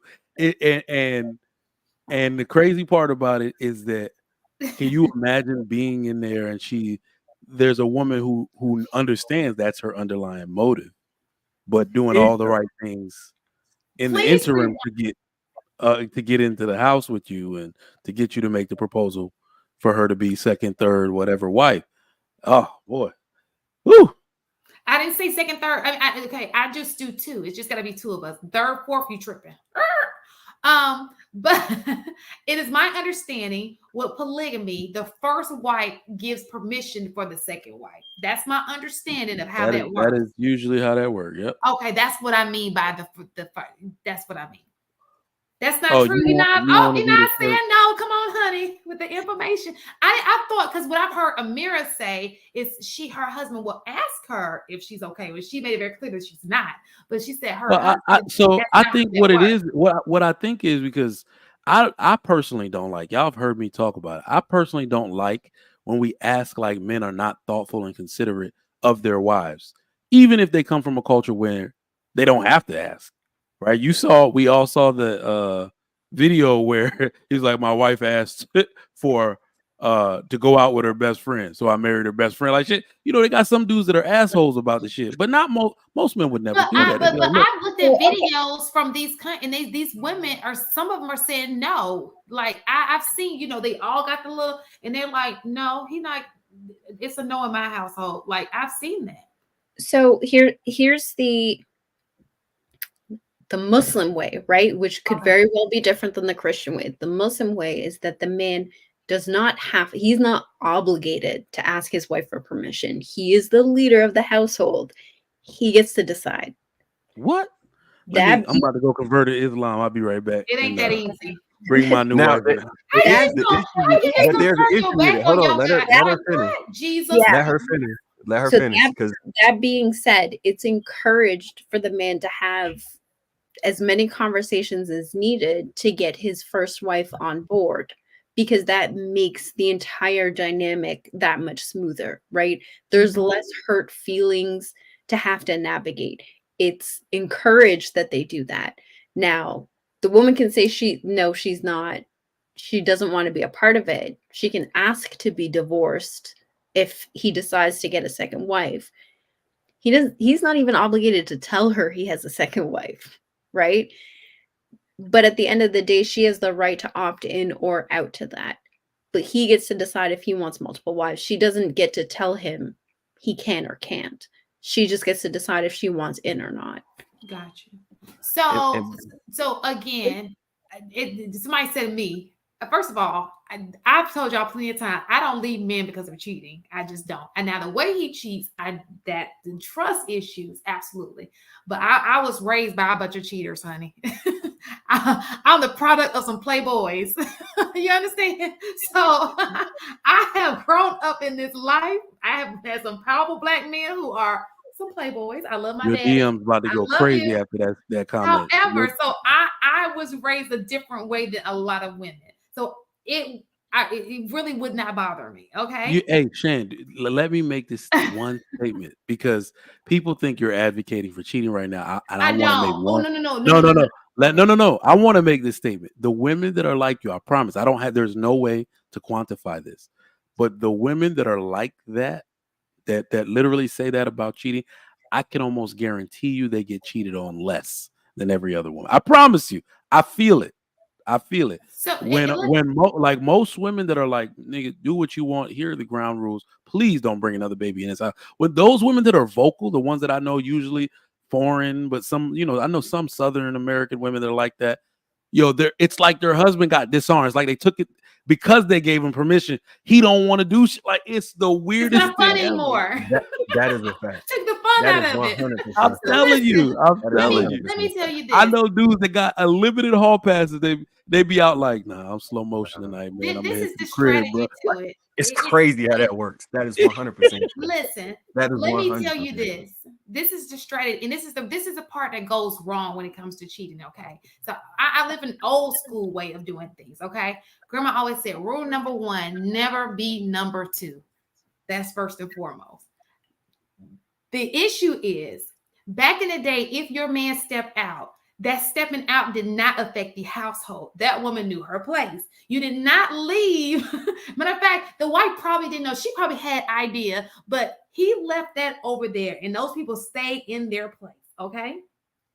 The problem with today is it's too much. She got power. And that's where the issue comes in. So when I talk about that, I'm talking about the old school way of doing things. And I'm not advocating for cheating. I'm just saying I'm not leaving my husband because he cheated. We're going to have to work this thing. I want to figure out some things. Like, you have a problem, let's go to therapy. We need to work it out. But it's not a reason for me. Now, if he's just sloppy and he's just out in the streets, I don't want a street dude. Like, I look at men can be 304s too. And I don't want that, but yeah. If he slips up or there's something going on, I just don't feel like that's gonna make me leave my husband, my house, what I have going on in my household, if that makes sense.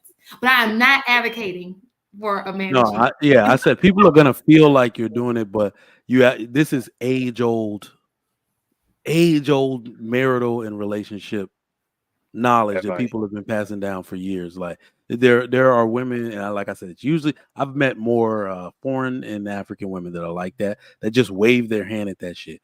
They will absolutely get upset if a dude brings another child home or something. But what they're basically saying is your provision belongs to this house. None of these bitches better ever step to me. Like, you see what I'm saying? Like they're more like that about it than you better not cheat or I'm out. So. I think Precious brought up a great point in the chat. She been on point with everything she just said when she was saying that she thinks that poly relationships have better communication than monogamous relationships. I would probably agree with her, because in order to sustain that, you have to have clear lines of communication and be able to talk to each other about anything. So, and I want to make a clear distinction.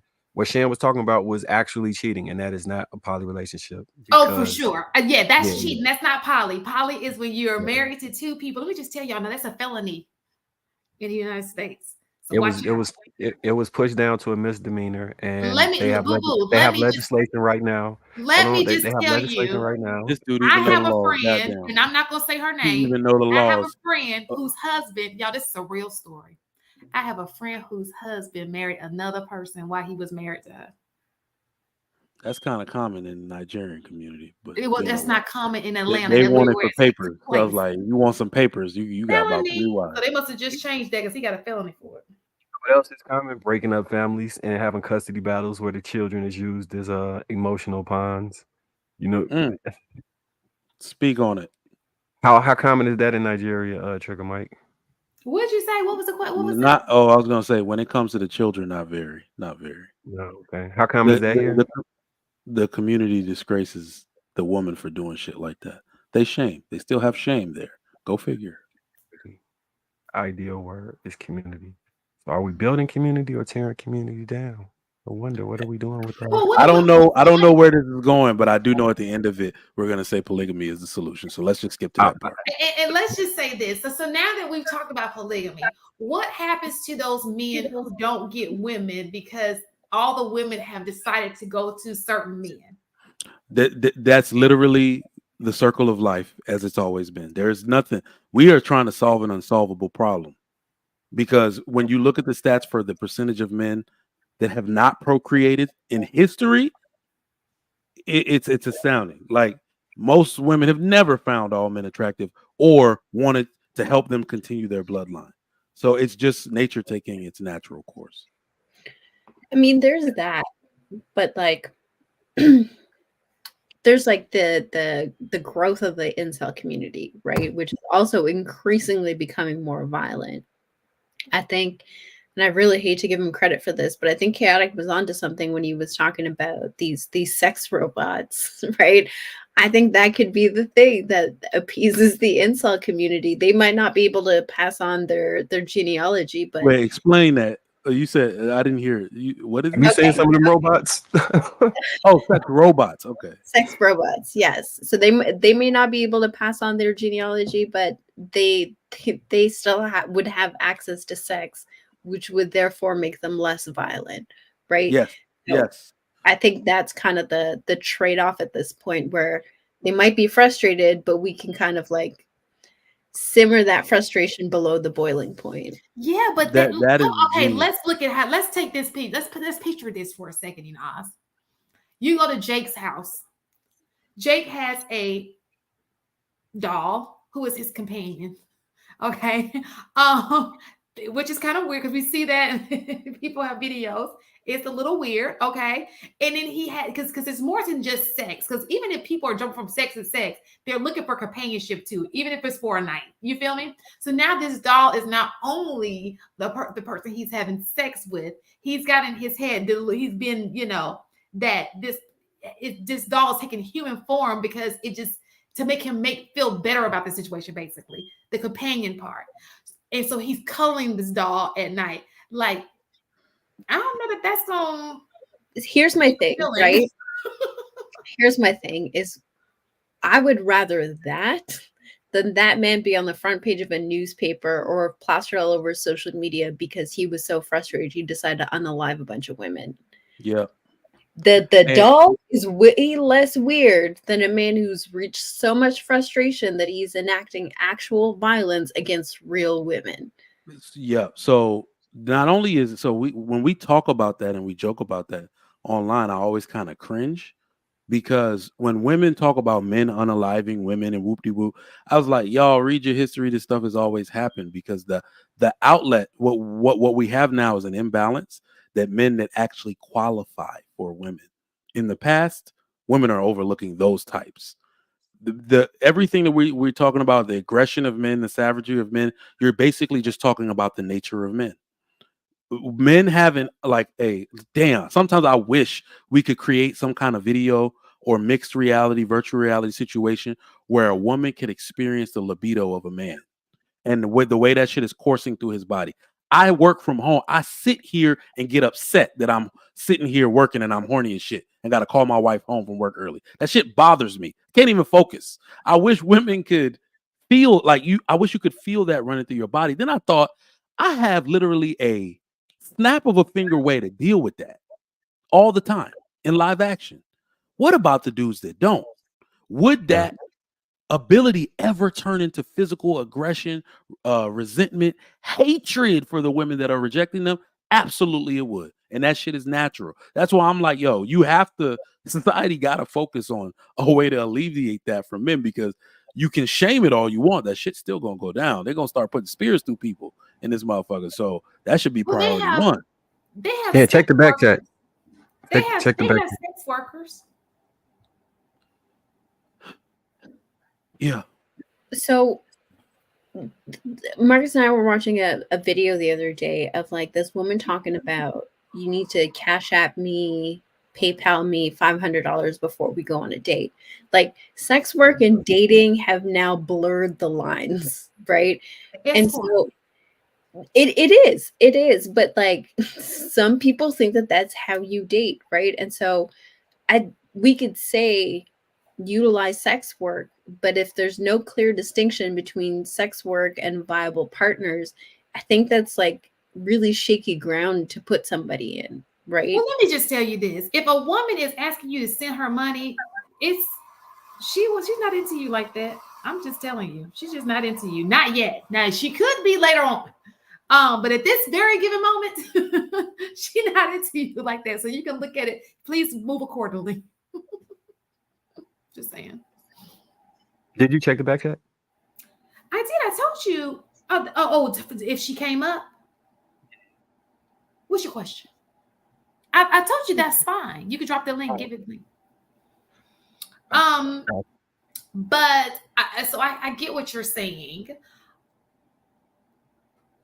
But the good thing about it is now they get real women who down for it.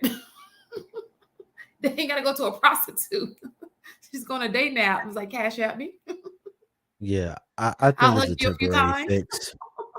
I don't think that is something that's sustainable because you get a whole bunch of counterfeit stuff and it's just not gonna do. Like, especially if you already had sex. Now, I understand for the brothers that never had sex before, like they might be okay with that, but like a brother that's had sex before, there's nothing like the real thing. Nobody wants imitation anything. If you got imitation crab versus actually having a real king crab, this is a very different experience, or you got impossible meat versus real meat, very different experiences. So I don't think having a woman to love you. It's nothing like having a woman to love you. Let me ask you this, HD. Do you think women are more valuable than just sex? Yeah. It's a lot of the men who can't, like, if you listen to some of the arguments, they don't really see that connection. For them, that might be a viable solution. Well, here's the thing. Guys always see women as sex first and the other stuff after, because all the stuff that they're willing to do for women, sex is going to be a part of the equation at some point in their mind. But talking to a woman, you ever talk to a woman? Well, not you specifically. When you talk to women enough, right? When you talk to women enough, right? You find when you're talking to a woman that's actually decent, respectable, honorable, pleasant, these women are smart. Like, think about it. How did all these women survive this long, not getting all these fights with all these dudes? Because a lot of women are smart. And if you listen to women long enough, you can learn something. Now, granted, a lot of women are very easily strayed by their emotions. Cool, whatever. But the simple fact of the matter is like, women have perspective, women have emotions, feelings, and like there's certain things that women present that makes you want to take care of them. You want to do right by some of these women that are respectable, that are caring, that are loving, nurturing, and all these things. However, there are also the women that aren't caring or respectable or honorable or reasonable or listen. It's like, these are the things that make men not want to deal with women. Like, if he can't even have a casual, cool conversation with a woman, just off of like just simple like shooting the breeze, like that is the easiest thing to make a lot of brothers like just go through the roof. Now, in defense of women, there are a lot of brothers that don't have enough experience with women, that they don't understand that they can't be as entitled to certain things just because they're a man and that they're talking to a woman. Like, if you don't understand that women have the right to do what they want, that they're able to engage in a relationship or decide not to engage into a relationship, that they're able to have a conversation with you and not want to be with you, like, you got to understand that, like, as you continue to go through life, you'll just learn that you are not entitled to people. You do not own people. People have the right and the ability to make their own decisions, live their own life. And I think that, like, when men haven't dealt with enough women, they think that because I did XYZ, this means that I should get this. And that's not actually the case. I 100% agree with you, and that's why when I was saying yesterday, I was conflicted between because I think somebody recommended that it's best for a man to stay a virgin, meet a woman as a virgin, and marry them together. But what you're talking about is one of the things I was hinting at yesterday when I was saying that I I have the ability to understand those concepts. You have the ability to understand those concepts. It came from dealing with women, right? It didn't come just you just knew it and then it made you equipped. Like you know, I've been saying all night, it's a skill set. I don't know how you would competently create and foster that skill set without going through that process. Like I just don't know what that looks like. I agree. Like, a lot of on the job training is necessary for you to even gain the skill set, which is why I think Inaz alludes to, if you have one successful relationship or successful marriage, it can probably show that you have the ability to deal with multiple to some degree, right?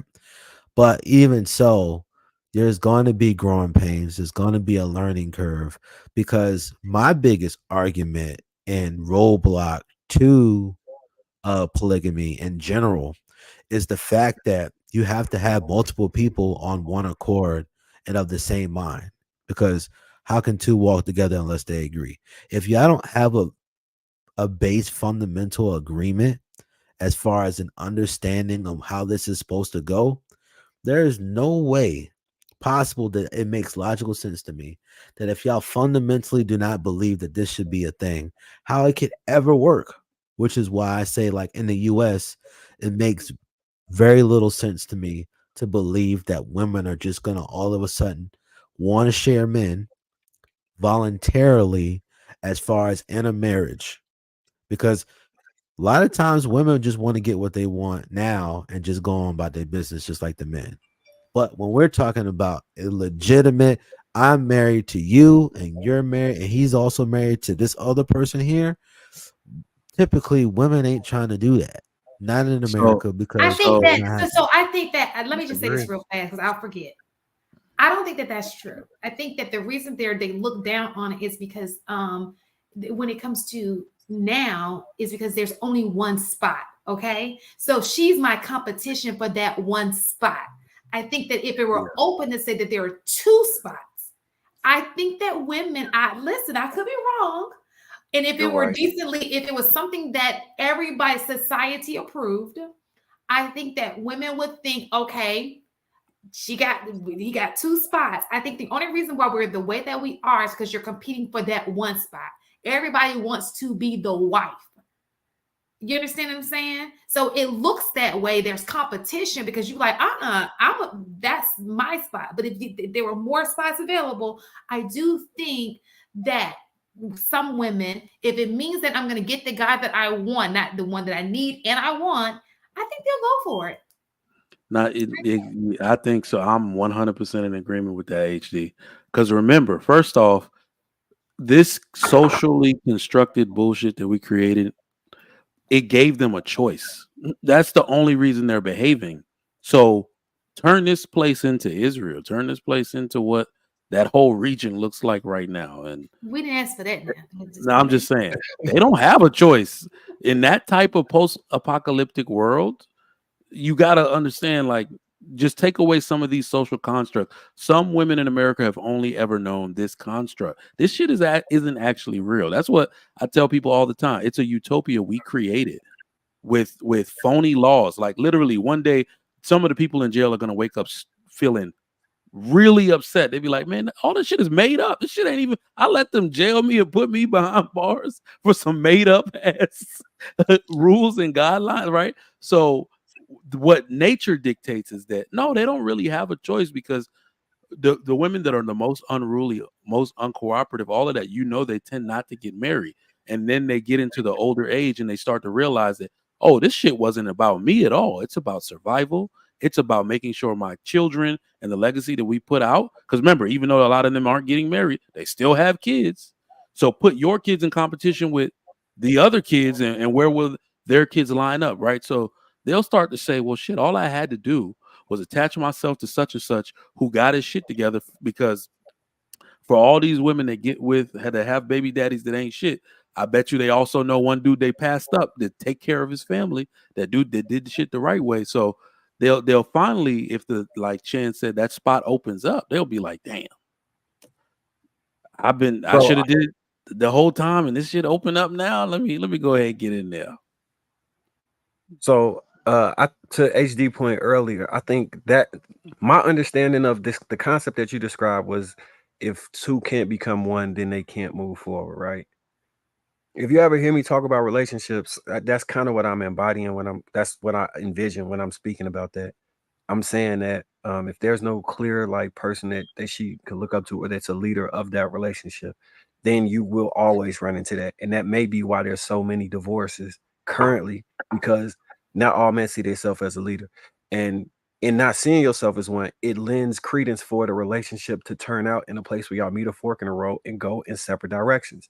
But the way that I like live my life is one in where it's agreed upon leadership, but it's clear leadership, and it would go in the direction that it needs to go for the benefit of the family. And that's whereas we one unit. So it would take the reframing of the ones, because Shan brought the perfect point up when she was talking about it's people competing for one spot. So it creates a false scarcity mindset. And then you have all these issues that we have. But with those two concepts of it not being a scarcity mindset and understanding what leadership actually is, and moving in that spirit, I do not think it would be it's not a real problem. It's not a real problem. And you know what else it does too? Let's just say if hypothetically, well, you are married, but hypothetical situation. If Marcus is married, right? And Marcus is looking for another wife, it shows me like, hey, I know he's not cheating on his wife. He's literally looking for another wife. So he's dating with intent. So that kind of gives a woman peace of mind. Like, I'm not being played with here. Like, he's really moving to marry. Because a lot of women too, sometimes men, let's just be honest, they don't be going in with no intent. Their intent is to sleep with you, and then maybe I'll fall in love with you. You know what I'm saying? Now, some of them are like, I'm looking for my wife. Like, but he's definitely like that's far few in between. But I think that also gives a woman, like going back to my original point, I get that gives a woman the clarity that, like, look, he already has a wife. His wife is considered cheating if he's just playing with me. But if he is really dating me to, marry, that's okay. Am I making sense? No, not at all. Okay, so listen. The problem with dating. Look, let me try another angle. Okay, y'all gotta remember it is 1:10 in the morning, and I had to go work today. Okay, so listen. Let me just say this.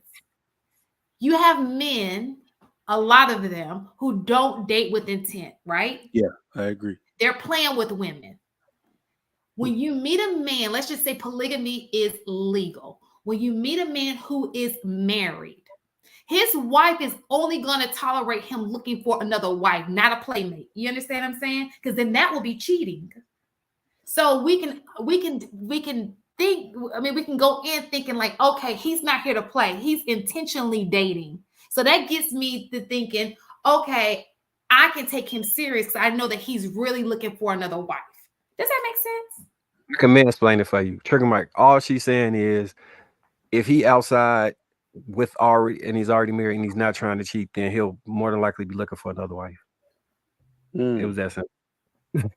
It was that simple. See, what I'm having a trouble reconciling, and what I'm having a trouble like making sense of, like, I know it's a natural thought process to want multiple women, right? I don't have a thought process, or I don't have any confusion about that. My question is if it's about multiple marriages. That is my thought process, because of the simple fact, even if you like, Not everybody doesn't believe in the Bible. That's fine. But like, I even believe- a lot of the brothers in the Bible, like they had like handmaidens, like they had like concubines. They had extra women, but all of those women want their wives. It was maid servants. That was the term. That's But that was like term. the Old Testament, right? Yeah, even so. I mean, the simple fact of the matter is it's still like we still like overwhelmingly still want or still have multiple women. It's just sometimes we don't have multiple wives. That's what And I'm even in saying. the examples of That's multiple where we wives, exist right? right now. I know, but even in the example of we're talking about multiple wives, right? Mhm. The examples that Shan gave earlier, like those are very real examples that happen even in the Bible, right? You talk about what? What's his Come on, name? get it right. You can't go grab your Bible. Don't get it wrong. Jacob, Take your right? time. When we talk about Jacob and the two wives that he had, right? There was one he really loved, and there's the one that he had because it was a rule. You couldn't have the one that you want because you need to deal with this one first, right? Cool, fantastic. He had all these kids with the one that he didn't want, but for the one that he did have, he treated them especially different. It's very easy That's to wrong. Because the look at. Bible told me so. And listen, it was in the That Bible. doing Don't that tell is God he wrong. wrong. No, I No, it's not understand God. that you're saying that is wrong. But the thing is you're trying to expect people who be peopling, People who do in what they want when they people feel be like it Marcus, sometimes. you have to understand Like, everybody is not like you. I think that you are personally set up to be a man in a polygamous relationship. I do. I think that you got this thing down to I a pat. mean, I think that your personality is great for it.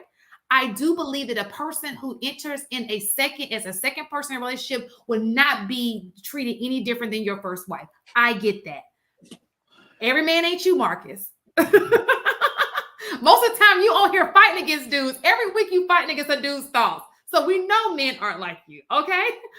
So with that being said, you keep thinking, and I get it because you're showing us that we're seeing that this is the type of man who should be in a polygamous relationship. But unfortunately, when you open the doors, sometimes and you open the doors and you say it's just legal, you're gonna we have to think of the men who are not gonna be like you. They're not gonna do their research, they're not gonna do it right. They're gonna be just like Jacob, you know. There are those guys because polygamy is good for men like Marcus.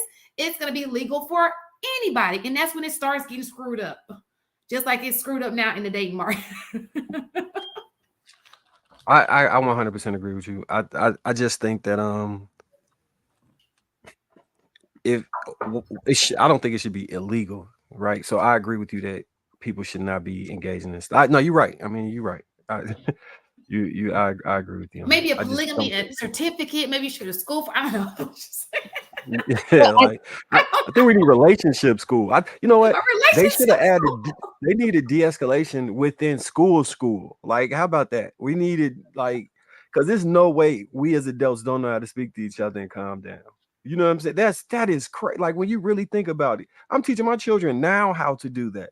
You got to manage your emotions, manage your expectations. Understand you can't say hurtful things. What you're doing is hurtful. Come on, let's calm it down. Let's bring it. There's no way grown people can't do that. That's crazy to me. Let's just think about it this way. Imagine me being in a relationship with a man, right? And then he brings this toxic chick. She gonna get on my nerves too. She ain't just getting on your nerves, she getting on mine too. Like, I want peace. I know I talk a lot, but I'm not toxic. I just, but she coming in with the drama, throwing stuff like yelling, like, can you bring it down like 5 notches, please? Like, that's gonna mess my world up too. So it's not just the men who will have to get it right, it will be the women who will have to get it right as well. That's all I'm saying. The men would lead the women into getting it right, but he would Some avoid women somebody that's that some toxic. women don't follow. For Marcus, they will. For Marcus, they will. For Trigger Mike and HD, they will. that sounds like Go a ahead, song. Enos. For Marcus, Nah, I will. set myself up for success. That's the way I like to put it. it's really a mind game when you think about it. People will say things, sometimes use me as an example. Well, look at his wife. Look at how his family just follow him like it's me. I just be looking at them like, nigga, you thought I was gonna choose somebody that was gonna give me problems in public, like your wife be giving you. Imagine Sexy Red or somebody like that being a second. You like, I chose a very calm, and very he now said, measured, I can't have anything to do with it. You can just override my wishes, and you bring a Sexy Red in this house. Yeah, It's and wild. look, my That's dad was crazy, able. man. I don't know. Well, I know how.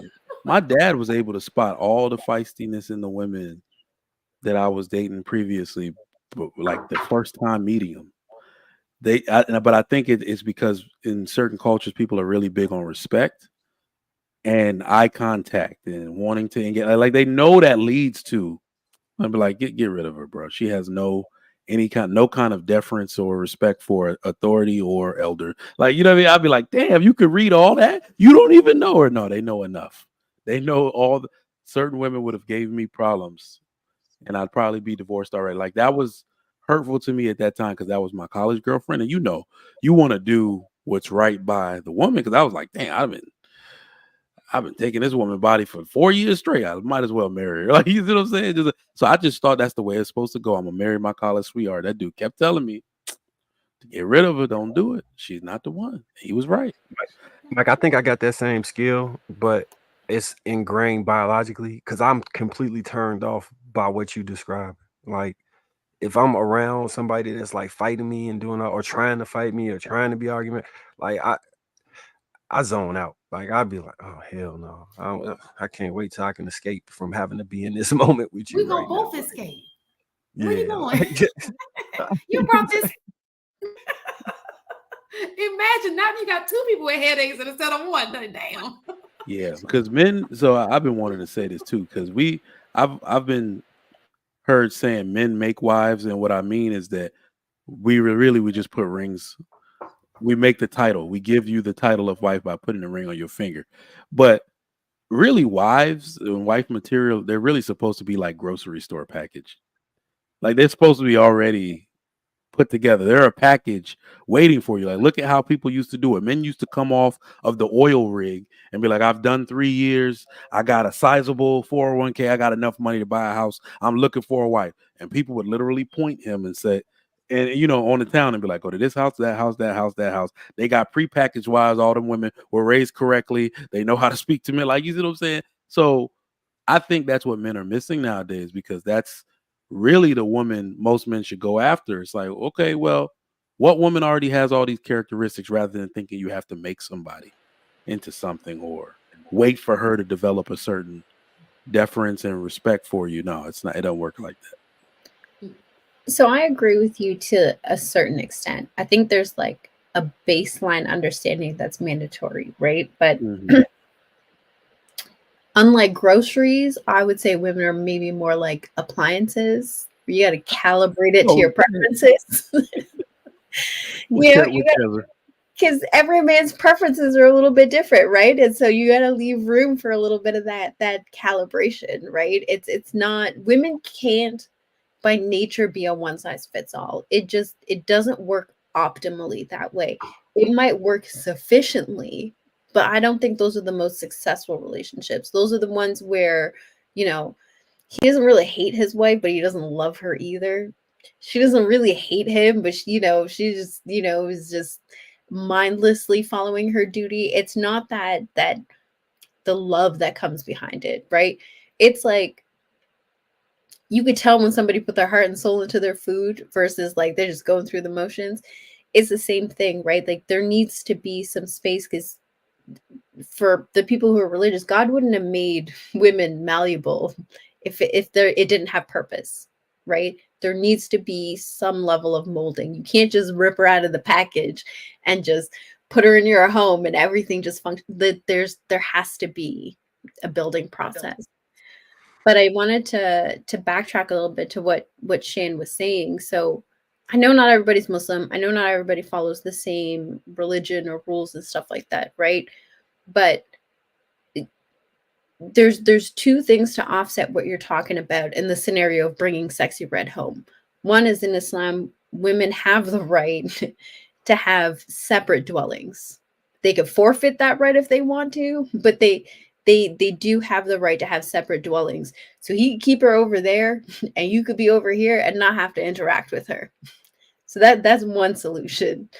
The other part to it is that the men are taught, if you choose that woman, these are the things that you're going to have to deal with, right?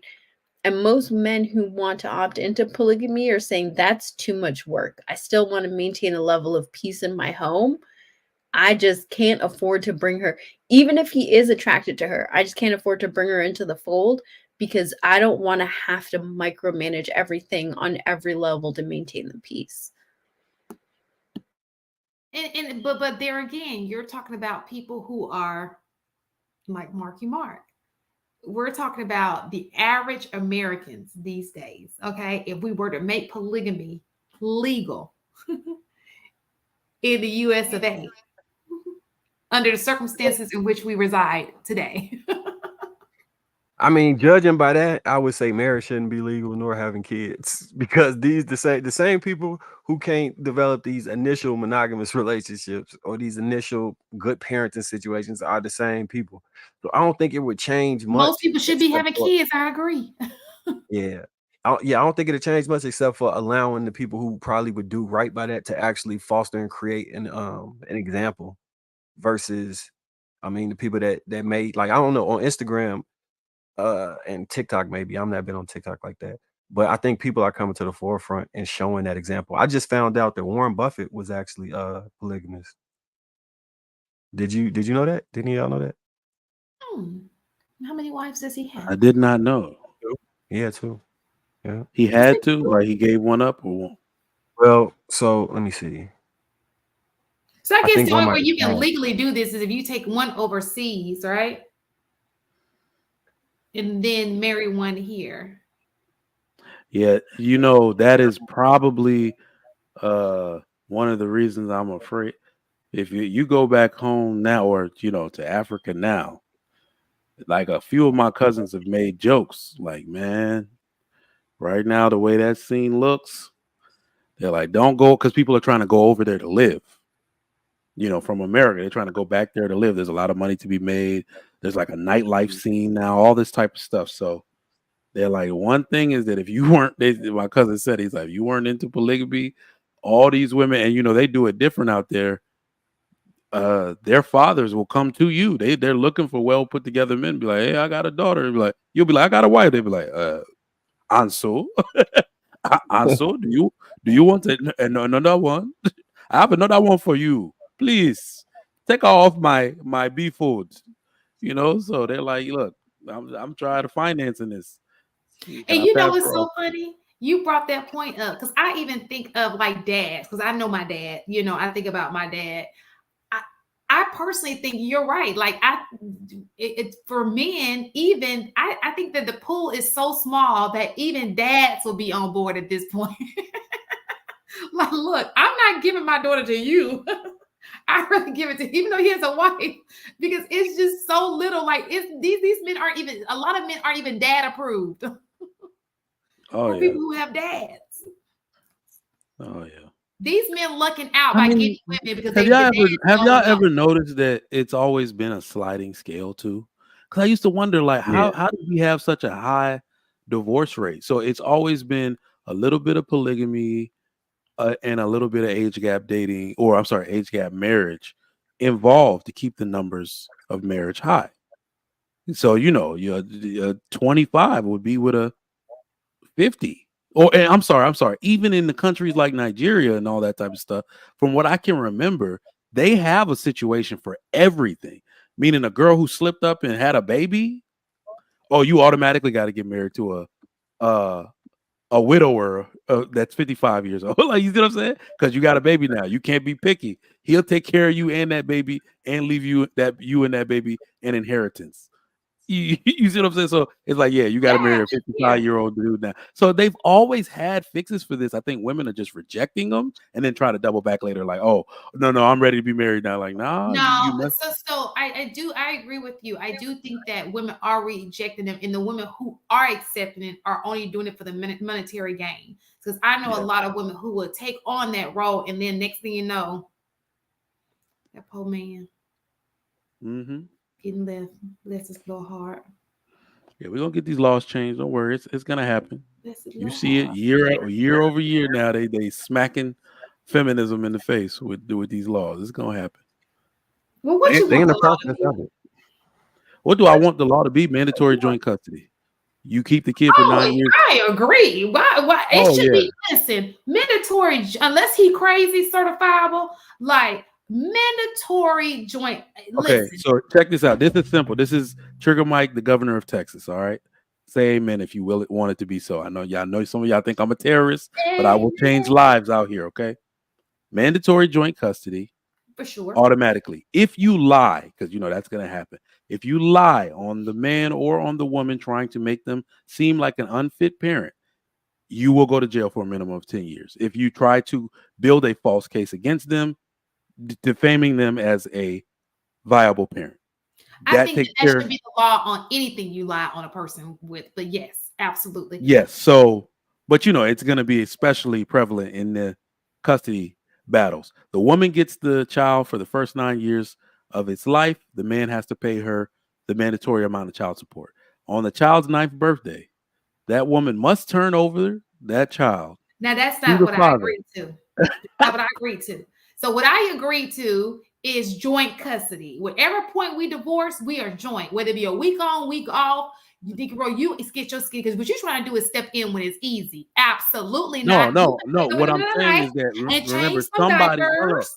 You have it's not step in. He's there the whole time. What I mean is Oh. physical custody of the child. The child now lives with him on from their 9th birthday to their 18th. Male or female, don't matter. Oh, she got a period, don't matter. You see what I'm saying?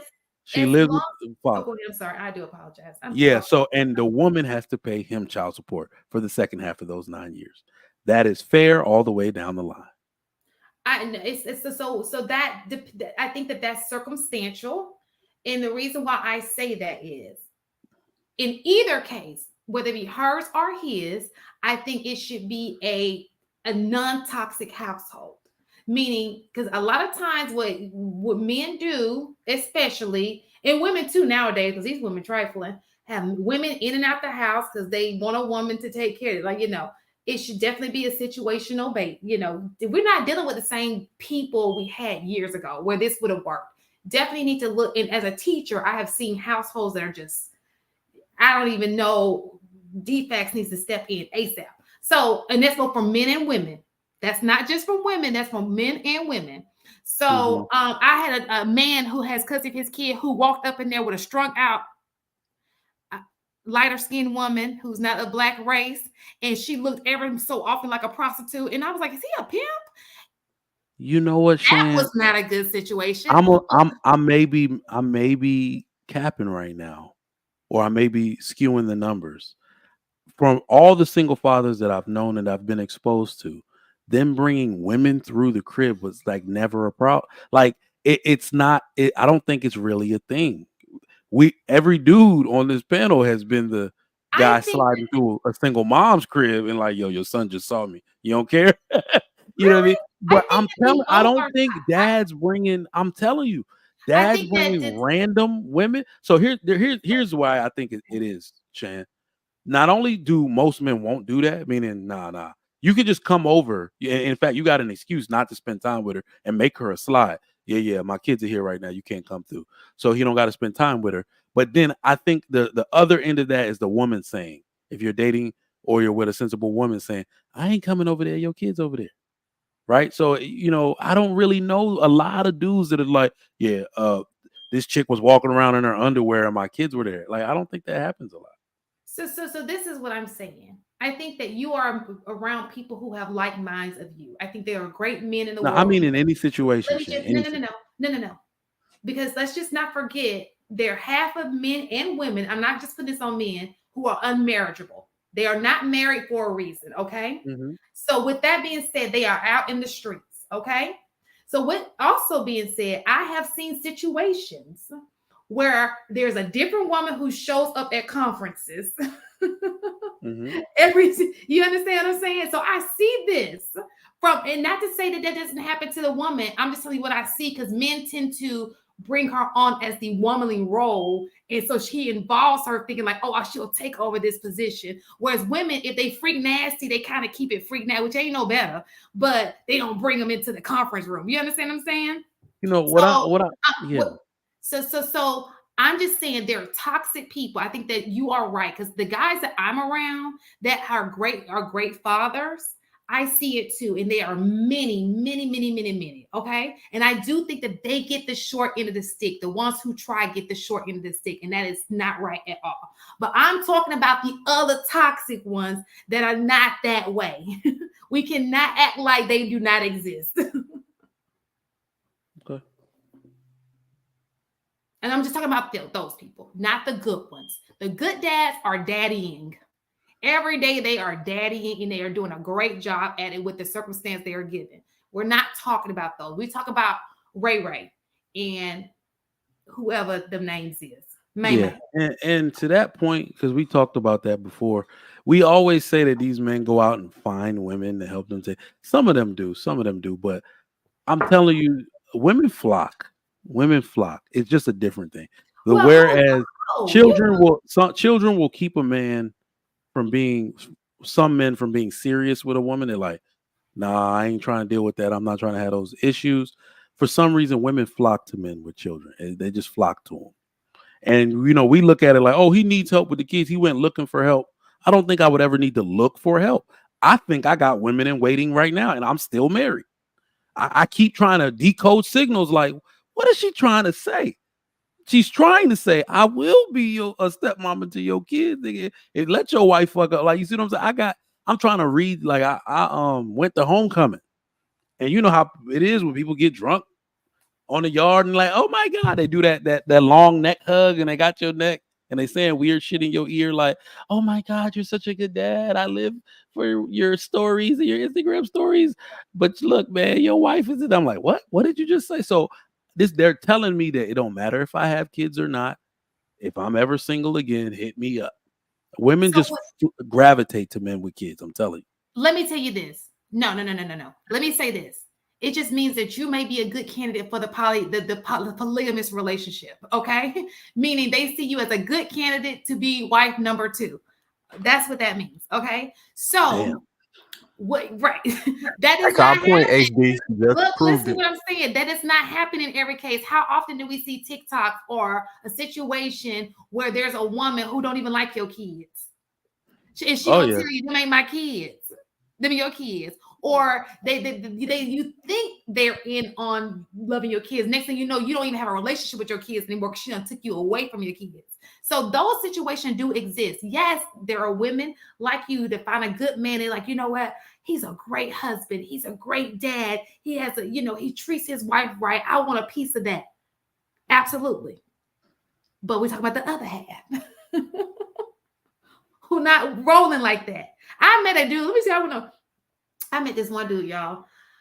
This guy had 5 kids, 4 baby mamas. And I 4 thought, baby mamas. 4 baby mamas, 5 kids. And I thought to myself, and he wasn't even married to not one. None of his kids lived with him. I'm talking about them dudes. I'm not talking about you. I'm not talking about Marcus. I'm not talking about HD. We're talking about them dudes. That's all I'm saying. Because they exist. So my whole premise is that's legal. That what she just described is legal. But not creating. It should be. You see what I'm saying? It does not make no logical sense to me. It really doesn't. For that to be okay in the adverse, for them to create a large family and live together, work together, and be there for them kids and create a power structure. And look, if you paying $1,000 a month in rent, those 4 baby mamas plus him, if they paying $1,000, that's $5,000. You know what type of home you can have for $5,000 a month? They all could be living together. Like it's just It's wild. Yeah. Damn. I agree, Marcus. It is a screwed up system. It may be, just maybe, because this doesn't seem to be getting better. It seems to be getting worse. Maybe they will take that in consideration. You know what? My wife showed me. If you had 10 slaves, like if you had 10 kids on the plantation, you would get your freedom. What? Because you know what? Maybe I'll start looking for my second wife after all. Mike, your wife looking at this like, what? The worst part is that some of the people I think that right off top of my head, what you said, Shan, is I think that's what most women are in on right now. It's like, oh, I'm a play second wife, but I'm gonna end up being the first. No, I need to understand this from a scholarly level, how to avoid that situation. She got to be cool with your wife. They have to have a relationship as well. It doesn't look like your relationship. They have to be friends. They have to. This is what it seems like. They have to be in on it as well. They have to be compatible as well. You want everybody to be compatible, not just you and her, but also wife and wife. This is my best friend. I can call her sometimes I call her before I call you. Let me just tell you the fuck that's going on. You know what I'm saying? I would prefer it, really. They don't be talking about nothing half the time. So here's the thing, because Shanna's right, but as men have to vet differently, because at the end of the day, women can play the long con. We've seen it time and time again. Listen, women will befriend another woman to kind of. Women are doing it now. Befriending a woman to swipe her that man, right? Like they just listen. Gabrielle Union befriended that man's wife, and it took him. Right. So that to what Trigger Mike is saying is like there does have to be that additional layer of like there can't be any space for competition. You have to fit into the system instead of trying to best the wife that's already there. Like competing out of love is very different than competing to win. And that's the mentality that you have to vet for, of like she wants into the system and not to push your existing wife out of the system. Mm-hmm. My point earlier when I was saying that if somebody is like that, you just don't even say that's the prevention portion. Like you would just avoid that completely and having the discernment to see that. And sometimes women can see that out of other women. And I think that that's the importance of having communication, speaking to your wife about stuff like that. Like she's getting to know her just like you getting to know her. You know what I'm saying? And so I think that I'm just talking. Go ahead. Never. No, I was agreeing with you. No, you was on something. Because women can see stuff that men can't see, and you have a little some conversation, it start all coming out, get a little drunk, tipsy. At least for me, I tell everything when I'm tipsy. But just we know. I'm the most honest. And listen, it was some last week. Honest shit. I wake up the next morning like I should have said that, but I did. So I think that it's important to. I know that you're not said that you don't have to involve your wife, but I think that there's some benefits to involving your wife. Because she can definitely see into other women, kind of see how this is playing out. Like, sometimes that's the problem. They can see even now, when you're dealing with, let's just say, another woman and you call her your friend, and now your girlfriend is like, no, that's not your friend. I can see what is happening right here. She's playing like she your friend, but she want my man. She got to go. So I think that that's, important. You've been the detractor. What other detractions you got for it? Because I know you got them bubbling in there. Who? Me? Yeah. Well, y'all just make it seem as if, like, listen, can it work? Yes. On a large scale in America, it will not work. Only because of the mentality of, I would say mainly the women, because like I'm just being honest. I would say mainly You the women. both. No, it's No, the Go ahead. man, bro. I It's the no, man. I would say mainly the women, and the reason why I say that is because women feel entitled to their own. Like they do not like to share. Women But they here are, sharing, HD. They are sharing. but a lot of women aren't sharing willingly. They're They sharing know. Women, unaware. you think the women don't know. But these women know they being No, cheated no, no, on. no. There are some women that don't know, but there are women that do know. But what I'm telling you, more times than not, women are selfish. So here's the thing, HD, is I think from a man's perspective, it can seem like a woman doesn't know. But the one thing that women know about each other is they will lie to themselves to keep that delusion real, right?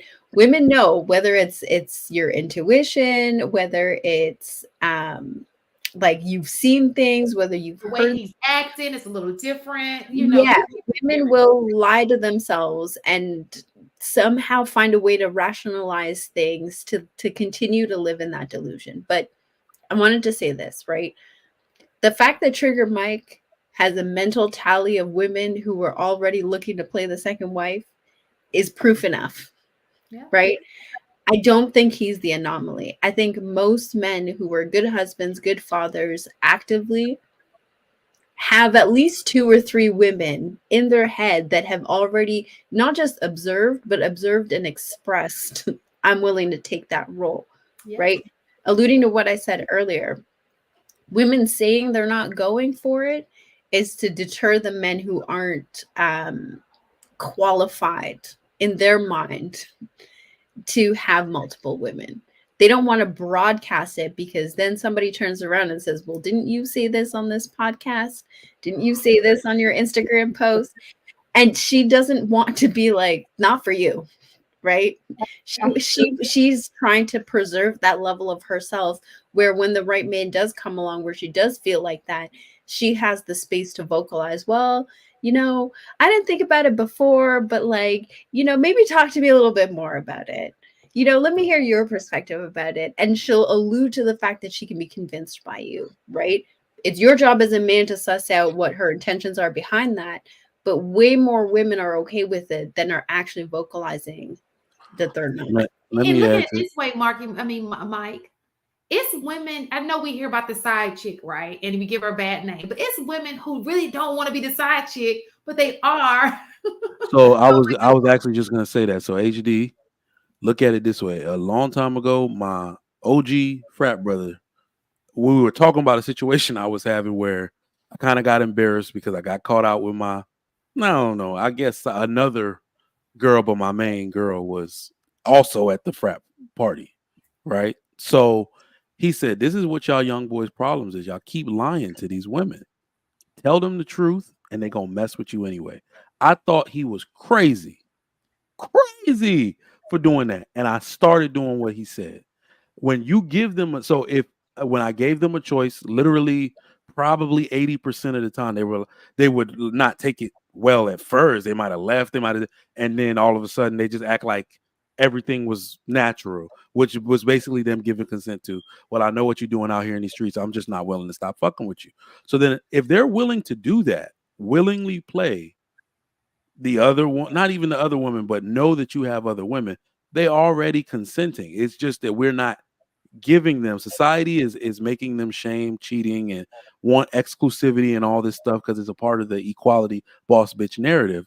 But in a many ways, they've already consented to this shit a long time ago, bro. They share But men. my argument Yeah. isn't that. My argument is that by and large, they're only doing that for a small number of men. Certain For qualities, sure. certain Okay, things. yeah, that part I We're agree not with. gonna argue with that. We know The that. argument that I keep making is the majority, not this. If you have certain qualities, you have certain mindsets, this, that, and the third. Like even when people can handle more, they still be like, I could do more, but I'm fine with where I'm at. So that's why I'm saying like large scale. Y'all not wrong as far as having examples of it working. I'm saying in a grand scheme of things, I don't think the majority of women in the US will go for it. I think that just because of the way we're set up right now, but I do think that the way we are moving today, we are doing it just not in a legal way. Okay, they're doing it. We cannot argue with the fact that they are already doing it. That's just the way. If you're gonna sit here and say most women are dating the top 10%, are trying to run after that, we know that he ain't doing it. He's in multiple relationships. Okay, so they are already doing it, but with no benefits. At least if you get married, there's a benefit to it. There's security to that. There's provision. There are things that go along with being married. So they're doing it right now free of charge. There ain't no benefits besides getting late, strung out every night. Like there's no other benefit to it. The real benefit comes with the security of marriage for women. So imagine if it were legal. You understand what I'm saying? So I'm not promoting polygamy. I'm not promoting cheating. I'm just looking at it from all angles. So the other part to that is like, there isn't a one size fits all solution. There's nothing where it's going to work for everybody, right? Monogamy doesn't work for everybody. Marriage doesn't work for everybody. Polygamy is not going to work for everybody. Right. I think the conversation is more so pushing towards not making polygamy so taboo and allowing space for families to exist outside of just monogamy in a way where, one, it's legal, so that all of the paperwork is there to make sure that everybody's protected, and two, that it's promoting families, not just a family, but families as well, right? And the more of that you have, whether it's polygamous or monogamous, the more you have community, right? And so instead of trying to put a round peg into a square box, allowing a little bit of flexibility for people to establish legal marriages in a way that still pushes the community forward instead of it constantly fracturing because it doesn't work for everybody. Right. I mean, think about it. Men got work wives. They got all kind of different shit they got going on. Just make this legal. Please get rid of that work wife. Work wife secretaries. Yo, I've watched that work wife shit recently blow up in somebody's face. What? The woman, just notice, obviously we know what the atmosphere is for any kind of male and sexual innuendo. The one thing I've noticed that the women are masterful at this. They do it in a way that gives them all deniability in the end. They could just say they didn't mean it that way. I was like, what, the second a man makes, any kind of innuendo, that shit will end your career, bro. That shit is crazy. Don't do that work wife shit. That's just dangerous. That is dangerous. For that. Yeah. Anybody that trying to jump on some D at work, then you ass out. Well, I don't think they're actually having sex, are they? Oh, probably man, Shan, I come from the hospital environment, okay? They was fucking like it's bad. Like you saw nurses made the list of people that cheat the most. I've seen engaged women cheating. I've seen women that were married for 2 weeks cheating. Any kind of because situation. of the excitement of it all. Like there it is again. And Shan. Because I'm in the when I made it to administration and I got access to the cameras, they're doing the shit at work. They're doing it at work. They're not waiting till they get home. If they work the overnight shift, they're not saying, "Hey, meet me, my wife." They're doing that shit on closed units at work, thinking the cameras don't work. Somebody said there's plenty of beds. Plenty of beds. What? Hold up. Plenty of beds. Hold up. Imagine. That's why you sit in the lobby waiting for a man to come open these Negroes in there. At the behavioral hospital, we had a unit that was closed for a year. They got rid of the child's program, like 5 and below. The behavioral health for 5 and below. They got rid of that program. Empty unit. You know how they cover the beds in that like plastic stuff. The housekeepers didn't speak Spanish and kept trying to find the word for sperm, like nut. So because like they're upset and shit. And I'm like, what is she saying? I don't know. Steve, The gay guy nurse manager don't know. So we got to go find somebody in the hospital. Hector, come here. What are they saying? The goods that take us to the unit. These people been fucking so much. They don't even bother bringing a rag. They just nothing on the plastic and on the bed. That's how much they be getting it. And she's like, I'm tired of cleaning this shit up. Well, I was like, yo, they be them getting long it shifts, in, honey. man. Would they be 12-hour shifts, baby? Yo, they be getting it in. Anybody too. Anybody of any rank. The DON. Trigger Mike, you know the last when we was in the previous group, the dude was talking about using a latex glove. You remember that story? No. What? Where he said he didn't have access to a condom, so Oh, he found okay. No. latex. I remember. And his thing ain't fitting it? No, He he said probably, you know what? I'm done. I'm done. Use a thumb side. Use a thumb side. That's still, I'm done. Yeah, use a thumb side. That shit look like a.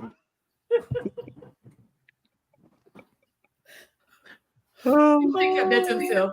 Listen, glove, modern no love. problems require modern solutions. Yo, Now you what's know what that you got. show, man? I wish because it would not allow me to save I'm sorry, export it. I saved all that stuff, but I used it. So here's the funny: the people that I had to fire,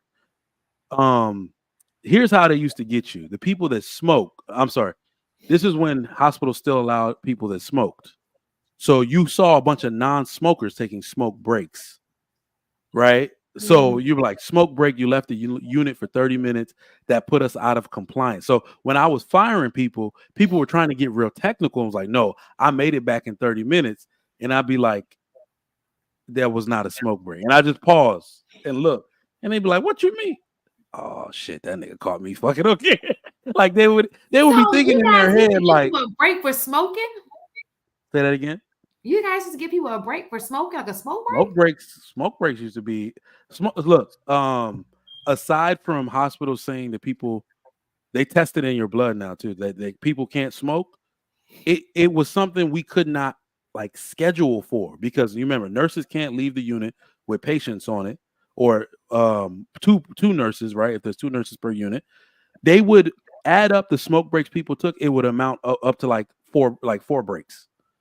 So yeah, they had to do away with that. It was becoming it was leaving units out of compliance. That's amazing that they even had that as an opportunity. Like, that's They were abusing it. They were abusing the shit out of it. Okay, what was you saying, Marcus? HD, what do you think the solution for, say, a man who has 3 baby mamas? What do you think would be the legal solution for that situation? Or what would be a suggested solution? Come to an agreement between you and your baby mamas, whether it's on paper, whether it's verbal.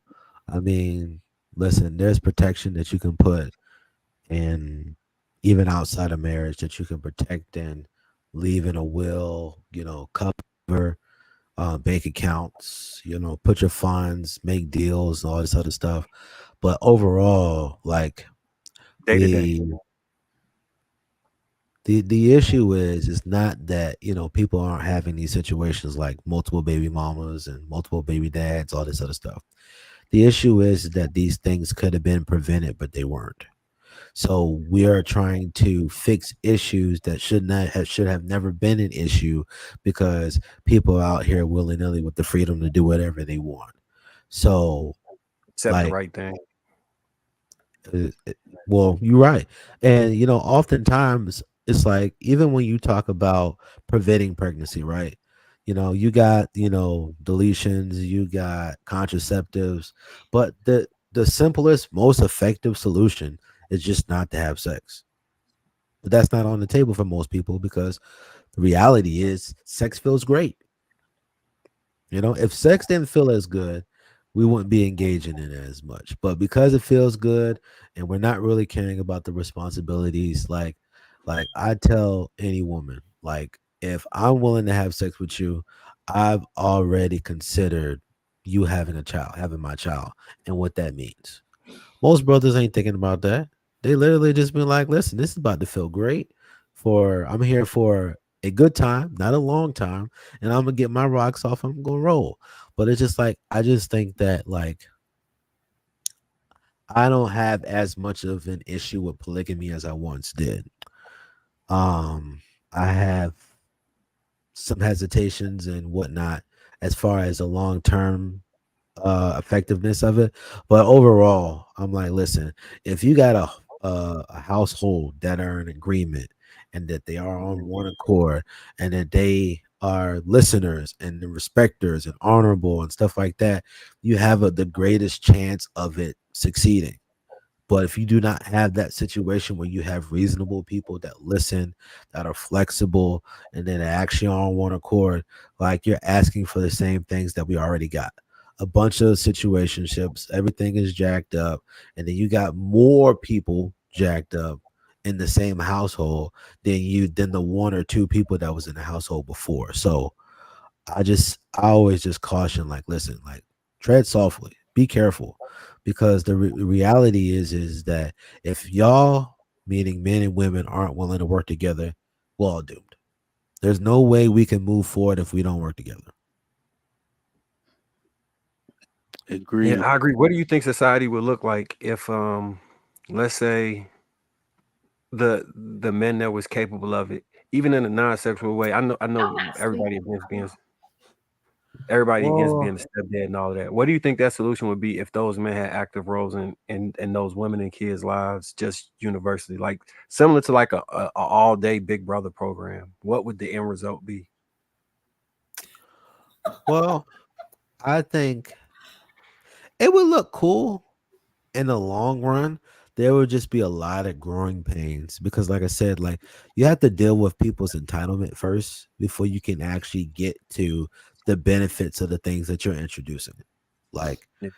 and then also, I think that if we had polygamy and it was legal here, I think it would be kind of similar to Old Testament. Like, you would have the people that are really successful, they would have the most women, but the people that are like average, there would be still a large amount of men that still have relationships or still be married. It's just that the brothers that are like really up at the top, like they would have the most. And people will be like, it just is what it is. And then they just go on about their business. Mhm. People, average people would still be married and they would still be in relationships and they would still be having kids. And the richest of the rich or the most affluent or the leaders or the kings or whatever that got bread, they're just gonna have a whole bunch of women and just keep it pushing. It's gonna be Old Testament. I want to challenge that idea because, like, I hear that so often, and yet the quote unquote Pookies and Ray Rays get women all the time. They sure We do. have, Jesus. They be like, cheating in jail. How you do that? but so there's that, right? And so I think they might not have the assets, but they have the skill set to juggle multiple women. Um, and I know it's going to sound really controversial, but let me tell you, those homosexuals would definitely be winning by taking on multiple women, right? I don't think it's one of those things where it's just for the elite. Not to mention, like, your everyday average person, as long as he has the skill set to manage multiple women, the amount of pooling of wealth that could exist to take them out of their economic status would also be exponential. So I think it's significantly easier for men who are wealthy, but I don't think it's impossible for men who fall underneath that either. I think everybody has access to it. I think it's only successful if the social skills are there to be able to manage everything. Because Yeah. even when you look at some of the people who are living that type of life, when I see it on the internet, and even if they're doing it legal or illegally, they aren't the richest people in the world. Like, usually when I see pictures and they're like, oh, I have 2 wives, they aren't usually, wealthy men. They seem to be very average, men. Now, I agree. It's not impossible. But the thing is, the reason why, quote unquote, the Pookies and Ray Rays, they have a lot of women is because of the simple fact of the matter is that nobody else is looking at this man besides these women. Like, if there was a system and there was a group, like there was a committee, Like if women actually move by committee, like people say that they do, right? Mhm. Before this guy can sleep with you, right? What's the benefit? The reason why the Pookies and the Ray Rays are getting by with murder is because these smart, educated women, supposedly smart, educated women, are out here messing with this dude, having the time of their life with this peen, and then they're not realizing that they're actually getting bamboozled. Now, granted, are they getting what they want? For sure. They are getting some very good action from this thing that they're really attracted to. Cool, fantastic. But the issue still remains is that men, most men understand that having sex with a woman comes with responsibility, which is why when a lot of brothers have like they want to marry you, or if they see a potential with you, they understand that I have to get into a position to where I can take care of you.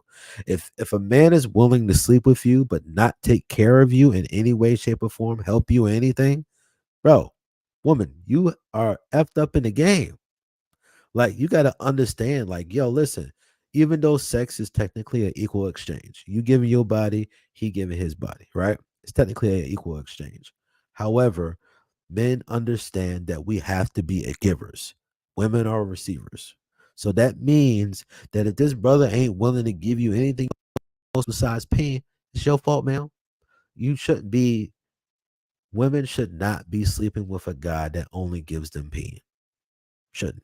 And I think that too. I think that we give too much credit to women because I think just like you have Pookie and Ray Rays who go to school and educate themselves, there are Bonquishas who do the same.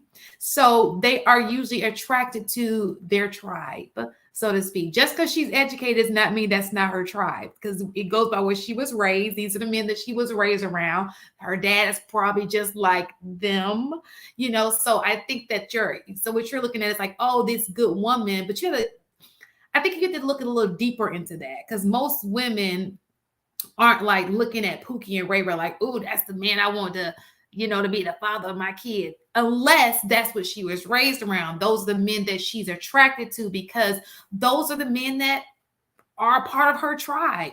It's just that she decided to go to school. School is only 4 years. You live at home for 18 before you even go to school. So I think that we have this tendency to believe that only men were raised in the projects, or only men were raised in a certain type of way that may be like the Pookie. And I don't want to say projects because I know some great people who are raised in the projects, but where we tend to only think that that's only men, but there are women who are also the counterparts of these men. You understand? Does that make sense to what I'm saying? So if we give them credit, like, oh, women have to be all the way up here, we have a higher standard for them just because they were born a woman. No, that's his cousin. That's his sister. They were raised by the same woman in the same household, same foundation, same stand. Like, so the other part to that, right, is that if that man were to decide to engage in poly, there is also another person to offset, right? Because like you said, they tend to attract these intelligent, high-performing women, right? If you bring two of those women together into that dynamic, is she really losing? She's not coughing up as much money. She has somebody to split the rent with. She's got somebody to go shopping with. There's an offset to what could potentially be a negative impact of initially, if it leads to marriage, obviously, right? They can function as a team where they're both satisfied. And let's be honest, the stats have not changed with how many women experience orgasms.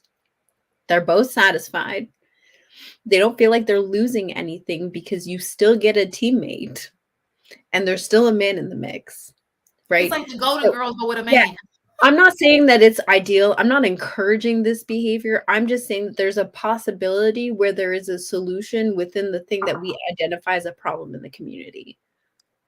And I'm willing to identify that you're reaching because the simple fact of the matter is that only works for not a long time. Like the simple fact of the matter is the reason why these women are these smart women, they're not sleeping with these men because that's what they're used to. It's not their tribe. That's not why they're sleeping with them. They're sleeping with them because just like a fly goes to the light, it's because it's a natural attraction trigger. Like women, they're most attracted to women them for are sure. designed. But I'm saying, but it's not because that's their tribe or they grew up seeing it or nothing like that. It's just that is something that they're attracted to. A fly cannot control that it's gonna fly into the bug zapper Well, because being it has a attracted natural to affinity and somebody and having a attraction to it. kid by somebody is two different things.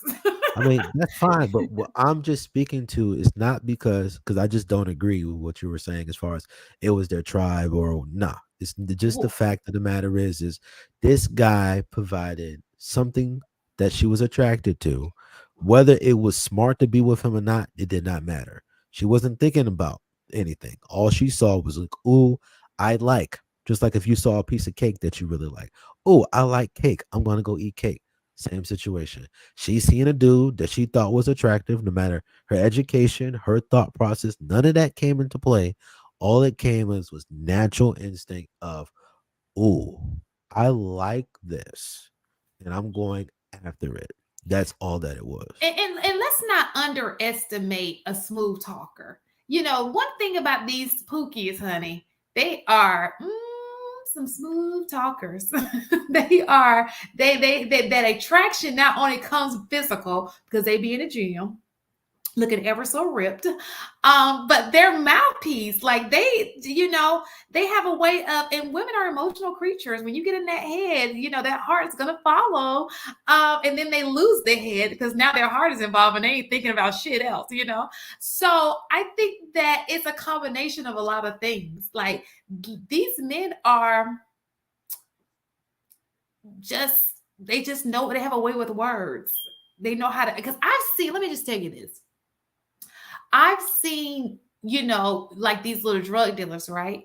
They take care of their women. They spend money on her. They know how to treat her, and she falls in love with that, forgetting about, okay, he's a drug dealer. And sometimes that can, play a role. So I think that when you're looking at a situation like that, you have to look at the entire situation. Not that I promote it. But sometimes them men be like smooth talkers. I'd be like, I almost had the second. Boy, sit down. You almost had me. That's exactly like what I'm talking about, right? Like those are the social skills that you need to manage a relationship with multiple women, right? If you don't have that soft touch, if you don't have that way with words, your ability to prevent situations or de-escalate situations that do occur are really slim to none. Let me put it this way. H, you ever seen a dude try to diffuse a situation between two women and wind up making it worse? Yeah. But then another dude can come in and all of a sudden these women start to like, all right, okay, I will calm down. I will shut my mouth. There's a sway in the words, right? There's a swagger behind like their verbal gymnastics that appeals to women. I think that really is a skill set that some men do lack, that gets in the way of being able to have the type of relationship that we're talking about. I understand that like pookies can be very detrimental to the community as is, right? I understand that like financially they may not be able to take care of a woman the way some women want to be taken care of. I acknowledge all of that. I'm also not even saying that every pookie will be able to have a successful polygamous relationship. What I'm saying is that the skill set is there, that if they did want to, they could find the right women to make it work. Not all of them will do it, right? But that would, even if a few of them do it, there are less pookies terrorizing the community. And there are that many more women who are married. That is all I'm saying. Again, it's not a blanket statement. I'm just saying we've now brought the problem from here to maybe here. It might not be all the way down here, but it's less than what it was. I think your better argument is the incel argument, because I do think that that's where the issue is going to be, because you have the men who are like the highly sought guys. Maybe the guy who has his stuff together. Then you have the Pookies and Ray Rays who may not have the education, but they have the mouthpiece, like they know how to talk. They got a little swag, and they have the bodies.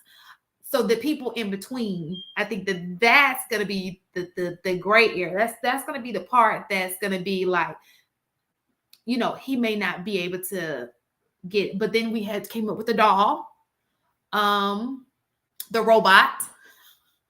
Not that would be satisfying, but it's definitely an option because I'm pretty sure they use it already. Or video games, whatever, you know. I don't know, but that's gonna be, those are the people who are the real argument. I don't think it's gonna be the Pookies and the Ray Rays. I think it's gonna be those people who are just not social. They're not attractive. They are socially just not up to par, and maybe their finances. Maybe they live in the basement of their mom's house. Who knows? Whatever the criteria of an incel is. Okay, so that would be the argument. What about those men? Listen, Back to real quick, Shane. You turned your microphone on. He said, check the back chat. The back chat. Yeah, but listen, I agree it would make some things better. I agree, Enos, 100%. It makes some You things can drop it, just copy and paste it. But in spite of that fact, I would also say this is the reason why I say you were reaching, only because of the simple fact of the matter is the fundamental being of quote unquote this prototypical Pookie and Ray Ray, they're not designed to do that long term.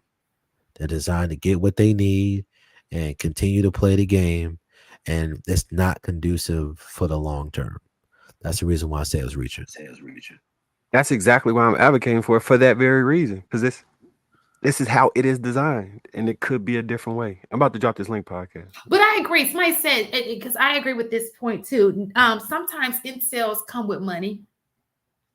And because I find that a lot of my friends who are wealthy, who maybe not be attractive, they are having issues finding women as well, even though they have really good jobs. I mean, above average, but maybe they're not attractive. They too are having issues finding women.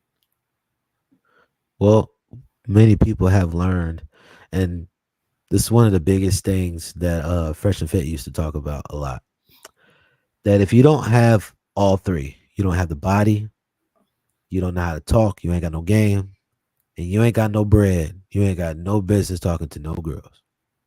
Because of the simple fact of the matter is like there's a lot of brothers that got a lot of bread, but they're getting ran by women left and right. They're getting taken advantage of. They're getting run through the bank. They're paying for entire houses for these women, cars, everything. They got all this bread spending on not getting nothing but a picture from this woman. And some of the women be like, "Nah, I'll just talk to you, but you ain't getting nothing else from me." Like they're literally just getting run through the ringer, and they got all the bread, so they can run companies. But that's because they're not dating appropriately. It's just like women. When we talk about women wanting, certain men are the same way. There's a woman who wants him. He just doesn't want her. He's coming across the same issue that he looks at her the same way women are looking at him. And people are missing each other. Nobody wants to date, and that's okay because you don't want to. What I don't advocate for is being in a relationship with somebody you don't want to be in a relationship with. Do not do that. Especially if a woman doesn't want to be with you, she's gonna let you know every day she don't want to be with you. Okay, don't ever do that. But what I'm saying to you is they are just trying to bank outside of, I don't want to say league because they do have, money. I think so much, we focus so much on money. And unfortunately, money is just not all in. It's only all in if it's a gold digger. Most women want a connection or want something else besides just the money. You really do want to love the man. I would hope. Not love the money. Because if the money leaves, then the man got to go too. I hate when people put out there, oh, get your money up, get your bread up. Like that's the only thing. No, it's not the only thing. It's the only thing when you're talking about gold diggers. It's not the only thing when you talk about a woman who is going to love you for the rest of your life through thick and thin. That's not going to be the only thing that she looks at. Yeah, I don't agree as far as like the reason why this guy got all this bread but no girl. The reason why women don't want him is because when he speaks, she does not want to listen. Like if he can't even get through the first interaction with this woman, whether talking to her verbally or like he don't understand the situation, like when he's trying to talk to her, like you're literally turning off women before he even spent 5 seconds with her. So there's this saying, right? Pick a struggle. To what Shane is talking about them not choosing appropriately. If you're socially inept, pick a woman who already knows what she needs to do. She may not be a 9, she may not be an 8, she may not even be a 7, right? But she knows what to do. You don't have to be like a social butterfly. You don't have to be super smooth and charismatic. But the problem is they don't want that. They want the 9 or the 10 because they listened to Fresh and Fit and thought, if I get all this money, I should have access to this girl. Well, Fresh and Fit tells them that they need all 3. So they evolved into that, but some of their earlier content was you need to pick a struggle, right? And a lot of other podcasts that are similar to them are you need to pick a struggle.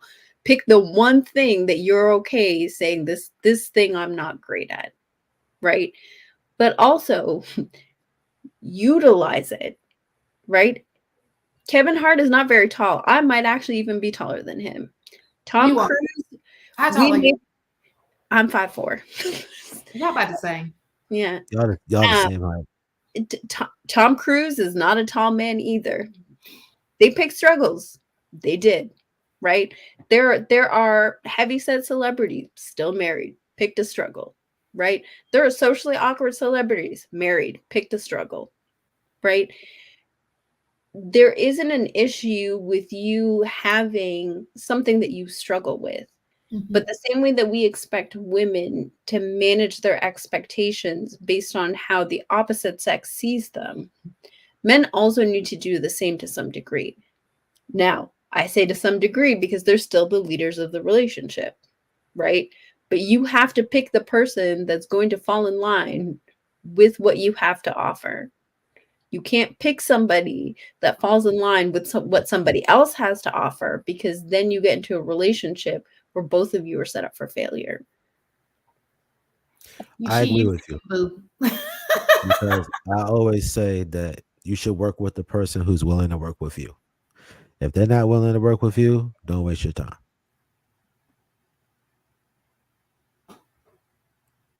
It's the touching of the microphone for me. Like you just yeah, like why do you touch it so gingerly? Like you're just like well, at least you know when it's time for him to speak. Put some testosterone in that, man. Use your thumb. Go up in that button and actually be great. You know what I'm saying? Push that thing with some testosterone, sir. Put some energy to it. Okay, go ahead, Mark. If we were able to replicate the best families in society, how long do you think it would take to fix the community? A long time. 2 generations. I think that the problem is this generation, this mentality. You got to get rid of that mentality first, because even if we were to this mentality that what's going on right now, it's just I'm just confused. I'm like, well, how do we get here? Like, what the fuck happened? It's crazy. And people are stubborn. Egos are everywhere. People don't want to listen. It's far beyond that. Because you have to have willing participants for that. You know what I'm saying? People can't get past their ego. People can't get past, I'm going to do what I want when I want to do it. And that's the mentality that's the norm right now. It's crazy. Go ahead. So I think if the people who have the right mentality got together, yes, I think within 2 generations they would become the majority. I agree. 2 generations is a long time. Is a decent amount of time, though. It is, but I think it would push all of the counterproductive mindsets that we have now into the fringes, right? It would take a lot of intentionality, right? And it would take a lot of like community planning. But I think 2 generations, I think we would be right where we need to be. Because let me tell you this. I don't know many women, even the ratchet ones. I mean, I do know some, but it's very few that don't want to be married. I think for the most part, even the one woman who claims she doesn't, I think deep down inside, she does want to be married. So if there were opportunities and there were ways to see that this is what's working, I think that they would fall in line. I think the ratchet 304 behavior is just because nobody's getting married. It's like, what's the point? You getting ran through anyway because he promised you a relationship that you're never gonna get. So it's kind of like, you know. As crazy as it sounds, this is actually protective for women as opposed to what we have right now. I agree. That's so it's protective for the family, it's protective for women, and it's illegal. That's crazy. But I think it's so you gotta remember the time it became illegal. This is not a new law. This became illegal a long time ago when this method may have worked.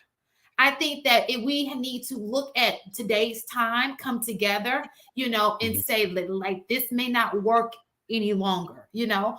But then you have people who are biblical because you know we were based off Christian beliefs in the New Testament, or the Old Testament, they have many wives. The new one, you know, he speaks of adultery. So Jesus would need to come back and rewrite that. So for those people who are Christian, and so it's so many entities because not everybody's Muslim, not everybody, and unfortunately, a lot of people, well, not unfortunately, but you know, there are a lot of people who are still believing the Christian foundation. A lot of those people are politicians. And so it's gonna be the old school will have to wean their way out, and the new school would have to come. That's scary in itself, though. The new school would have to take office and see how things are working now. So I don't know if you ever heard any of the Hebrew Israelites speak, but they speak to where polygamy is sanctioned and encouraged in the Bible. I'm not. They said what now? The Hebrew Israelites. Mm-hmm. So they believe in polygamy as well, and they're using, as I believe, the context of the Bible. So well, it's written in red. They're not using it in Matthew, whatsoever. And then he says it very clearly. He states very clearly what adultery is, and I've read it a couple of times. Well, first and foremost, a lot of these people and even a lot of Christians aren't really Christians. Like a lot of people that claim they believe in Jesus don't really believe in Jesus. We just got a whole bunch of people that just be saying stuff, but they don't know what they're talking about. Well, AD, you can't do that, bro. You can't put that on the people religion. Yeah, so you can't. People's religion, you can't. We don't know that. You know what I'm saying? Because some people may not be moving like they're Christians, but that doesn't mean that their foundation is. You know what? I'm gonna talk with God. Like God, please work with me. We don't know what they're doing tonight. We don't know if they're on their knees tonight. We don't know any of these things. Okay, but all we know is if we one thing we do know is America is based off Christian beliefs, right? We can all agree that majority of people. You know, now it's getting different. It's definitely becoming more diverse. But off of those principles, that's where you're gonna start getting the where it gets a little funny. You know, do you do it because the Bible says one thing, or do you do it because you know society has normalized this and this will work for society? So that's gonna be the dilemma. Well, it's very different to say that you're trying to build a relationship with God, right? And actually understanding his idea or his statutes based upon what it says in his word. Like that's like saying that you're a lawyer, right? And you don't know the statutes or the codes, but you know, I've been talking to people and stuff like that. There's got to be things that line up. And what I'm saying, what I'm telling you, and what I've seen pretty consistently is that quote unquote, a lot of believers like what they're saying and what they're doing. Like a lot of this stuff, like They're contradicts. sinners. That's everybody. Yeah, If that's you live in the everybody. I was United gonna say that's States, most Listen, that's people. most people. I But agree, but what I'm saying is what my quintessential thought was is that a lot of people don't know what they're talking about. What do you mean? They don't know what they're talking about as far as in their faith. The reason why most people don't debate a lot of Muslims is because they actually try to study what it is that they're responsible for. A lot of believers do not try to study what they're responsible for. They don't usually Right. get most of the discipleship or Hebrew anything Israelite like that. brothers that I met, they know the Bible back and forth, and they be Yeah, having scriptures but on deck, but they don't everything. know the Bible back and forth because a lot of the Yeah, things that they quote, Bible clearly tells them that is not true. yeah. And people, we're not saying, okay, so this is the thing. People are not what we call like religious, like knocking on doors, people like Bible, I think they call them Bible thumpers. Okay. They are not, you're right. They should be better Christians. If you're a Christian, you should be a better Christian, but it does not take away the fact that they may fear God. Okay. So you can not read the Bible and still have a fear of God. They're like, that's not gonna be me. And so that's where it kind of, because there's a lot of people who sin every day and they fear and they get on their knees and like, because you repent and all that kind of stuff. But when you talk about long-term things, do you want to fornicate all your life? You don't, especially on your deathbed. There's certain things there's a time in life when you start looking back like, dang, probably shouldn't have done that. And you try to ask for forgiveness and all those kind of things. Anyway, my point in saying this is just because a person's not religious does not mean they don't fear God and they don't want to, they don't take the word and like, I should probably do better and not do that. You know what I'm saying? I'm over here searching for a verse. Oh, so Matthew, you go to Matthew. He states No, I'm very talking about clearly. a polygamy verse. Let me see. He states very clearly that even if you look at a married man, you have committed adultery.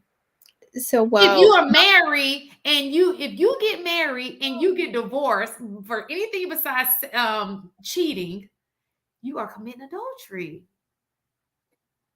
2 Samuel 5:13 and 12:18, where David had multiple wives and concubines. I do see where you said the one of the wives led him astray in Kings. Yeah, that's for Solomon. But this is the thing. There's a difference between description, right? Construction. There's a difference between them depicting these relationships, right? That they have been advocating for. Exactly. Because if you look at the polygamous relationships in the Bible, you would put two and two together. This actually isn't as beneficial as what you think. That's the reason why it's like it doesn't make sense. And you gotta remember too, So there's situations that happen in the Bible, but there's part that's an instruction, like Jesus actually said this, and that you need to focus on. It's other stories, people are telling a story, but then it's stuff that said, okay, but this is what Jesus said. And yeah, I mean, I'm with you 100%, but that's the reason why I say, like, it's one thing to have, like, listen, I'm no greater than anybody. Right? If anybody needs Jesus, it's me. Right? Cool. Fantastic. We can establish that. No problem. The problem that I have is that when people are saying stuff that is clear contradiction, they're saying that this, that, and the third. Oh, well, because many times people be like, well, the Hebrew Israelites, they be studying, They just do what a lot of other people do. They listen to somebody else, think it's true, repeat it to everybody else, without actually doing their research. And then because I haven't done the all research this on it. mixed information here all over the place, when literally all you got to do is turn a couple of more pages and you realize, this was a little short-sighted.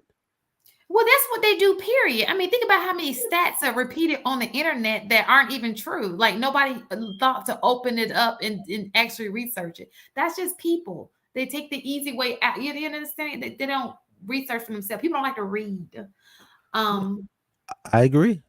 People don't like to do the thorough research. But I'm telling you, I read Matthew and I read that. And it was in red. It was red and it was in red. So read you the read it red. in red while it was in red in the red text. And so that is going to be the dilemma that you come across, because you got politicians in there are Christian based. That's their foundation, especially conservatives. And so and they're not trying to change it. It's going to be a new generation of people who are going to have to change it for sure. Did you ever read the super chats? I did not. Let me read this super chat. Look at y'all showing up. Sir Chai. Where my glasses? Let me go get them. You can read it for right now, Enos. You were on mute, Marcus. You can go ahead. I'm saying, I was like, you want me to read it? You can read it, Enos. Damn, I didn't realize I was on mute, especially with this light. All right, Sir Shy, 87, $2. Happy Friday, Chic Critique family listening at work. Salute.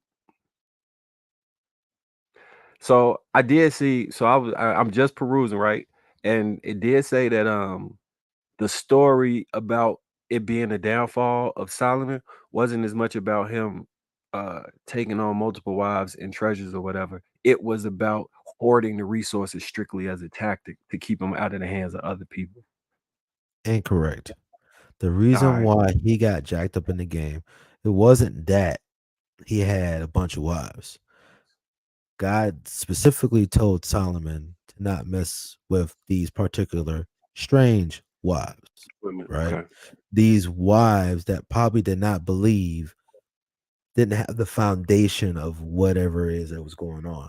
And then here's the dopeness about Solomon's situation, right? He clearly disobeyed what God told him to do.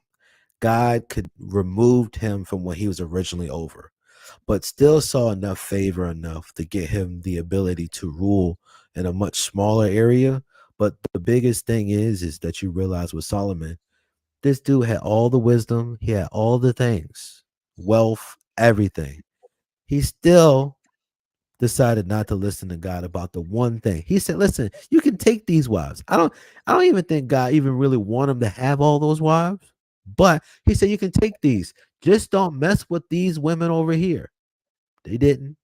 Oh, he didn't listen. I think that's a fair Then there's request. the spiral down effect of what happened. I think that's a fair request, and shout out to God for making that for allowing that, because he sees the way and he knew that it was okay. I mean, I can tell people too, don't mess with them girls off 63rd. You know what I'm saying? I'm saying you can mess with girls, just not the ones off 63rd. I think that's allowance. You know what I'm saying? Just don't mess with shorty them for 63rd. Like, man, she is going in with her glasses, but she can't be heard. Shut up. Shut up. Is this in the new? Was it in the New Testament or the Old one? Well, what we were just talking about was Old Testament. Yeah. Okay. But yeah, we got a number of super chats right here that I'm looking at. Look at that. Enos, I'm saving up for our date at cheesecake. You gonna go to the Cheesecake Factory? With my man. Ooh, honey. Listen, our super chats just went down instantly, just right there. She was playing, y'all. She's single. Polygamy is the only way to fix the black community. respect on it. Beast Anderson with the 199 ball. He say polygamy is the only way to fix the black community. You want to emphasize. Okay, I got you. I didn't say it with enough. Okay, I got you. Okay. No man wants to no man wants to settle for a bad looking woman, but women are the same way, because we know that's going to trickle down to the kids. Hey, ugly people let me just tell you, we're going to have an episode on pretty privilege, okay? And women know that there is a pretty privilege. And just like anything else, economics, all that kind of stuff, for women, imagine if your daughter, let me just shut up. Talk. We know. But understand it's the same for women. What you was about to say? I just wanted to say, because people get mad when you say things like that, and I'm not trying to tickle anybody's feathers. I'm just saying, women look at men like to say, "Oh, women don't look at how attractive the man is." But and maybe she can love you without you being attractive, but she do be concerned about for them kids. She gonna pray over this, like, baby, I don't need you to come out looking like your daddy. Come on, baby, work with me. You advocate for purchasing And if sperm she from a don't, more attractive trust me, man? her mother, them grandparents praying. Would you advocate for purchasing sperm from a more attractive man in that scenario? Is he crazy?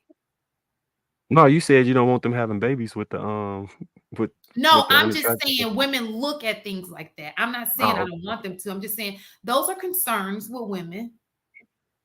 And to say that they're not, that's incorrect. Women do look at the how a man looks, and then they think about their kids. So women, you'll be amazed at what goes on inside a woman's head. It's a lot of things at once. I think that women practice natural selection in its purest form. It get perverted kind of nowadays because money becomes one of the main factors. But And sometimes you gotta choose between the two. Like, dang.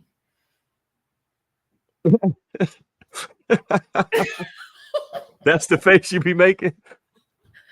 But if I do this, you're trying to map it out like your pros and cons. You run it down like this. Shit, doing algebra for natural selection.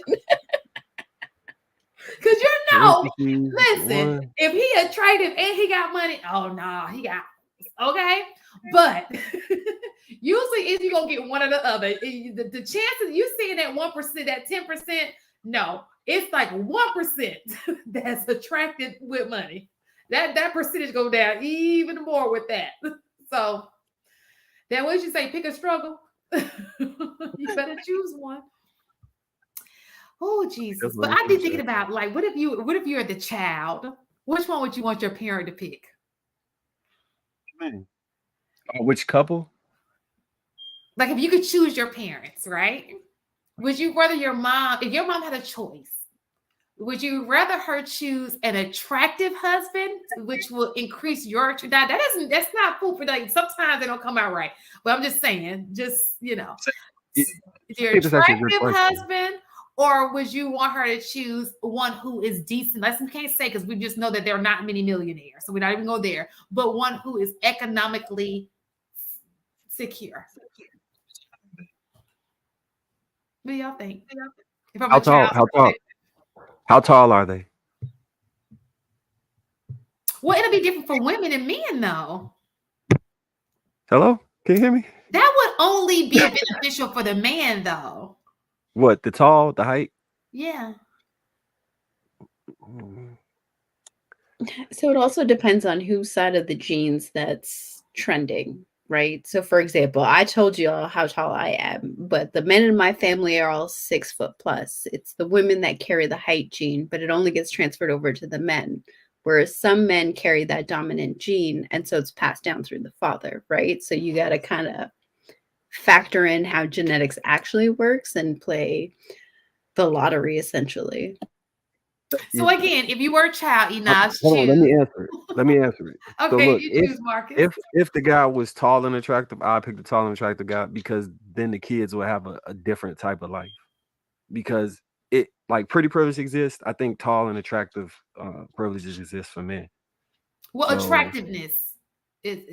So you would choose attractive over economic, like money, like stability as far as security, as far as economics is concerned. Because you got to think, your experiences dictate your life, right? So if you go through life as an attractive child, whatever, male, female, you're gonna have an easier time. Doors will probably be opened up for you, and you won't. The people you might want to date or the connections you might want to make, they're that much easier. If you're a female, like you get into the club for free, you can pretty much get all the things that a rich girl that was unattractive has, except the men actually want you at the same time. Yeah. So, how about you, HD? So I can't hear you over my chips. Huh? I said I can't hear you over my chips. What you say? Listen, you like me. You say I'm the one munching at this time, but you can go, Enos. So yours, I think you kind of will, but go ahead. I would pick attractive. I think to what Marcus said, it's an easier way of life. But I think you can always, where there's a will, there's a way. You can always attain wealth. Outside of surgery, you can't attain beauty. And sometimes that surgery don't be right. Oh Lord Jesus, 80% So of the what was time the it don't be option? right. I wish they would stop. What was the options? Okay, Money so or if you are a child and you could be birthed by parents, right? Would you choose the parents who are financially stable or the parents who are attractive, which increases your chances of being attractive? Would you rather be rich or extreme or like attractive moving through society? Unattractive Now, I say rich. We're talking about normal because most people are not rich. We're talking about stable, like it's a, maybe your parent. Look, I will go to maybe your dad's a doctor or something, a surgeon or something. I would say I would want to be in a stable situation, because sometimes even if you're in a stable situation, and they might not be as attractive, you still have a chance to still be moderately attractive. And then also you can have other skills like where you can quote unquote pick a struggle. I might not be as attractive, but I got confidence, I got an understanding, I got social skills. I always been a big proponent of use what you got. If you ain't got it, you can't use it. So I would rather have a stable environment, a stable household, not necessarily rich, or if it is rich, it's fine. But I think a stable household would be very beneficial, because if you just look good, but you know what I'm saying, you're in a situation where your mindset is jacked up, there's nothing hurts worse than an attractive person with a terrible personality. So I would hope that in a stable you household, add the extra stuff to it. That wasn't part of it.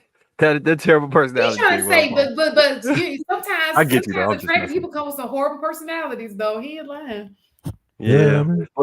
but do you? All right. So think about like going through Life. grammar school, high school, college, and then in the dating market.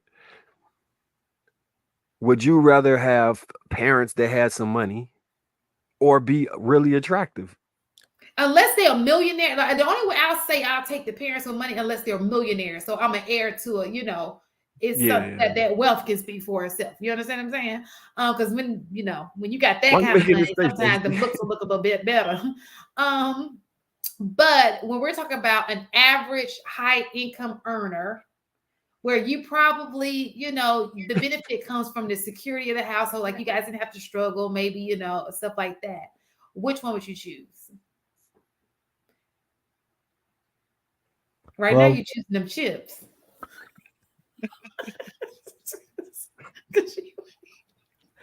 I had to chew the chip so I can think through the thought. Oh, okay. So I think I'm moderately attractive. Mm-hmm. So I don't think the income of just in my face more so than anything else. But I think that I don't think my parents having money would make me more attractive to people. I would just be a trust fund baby.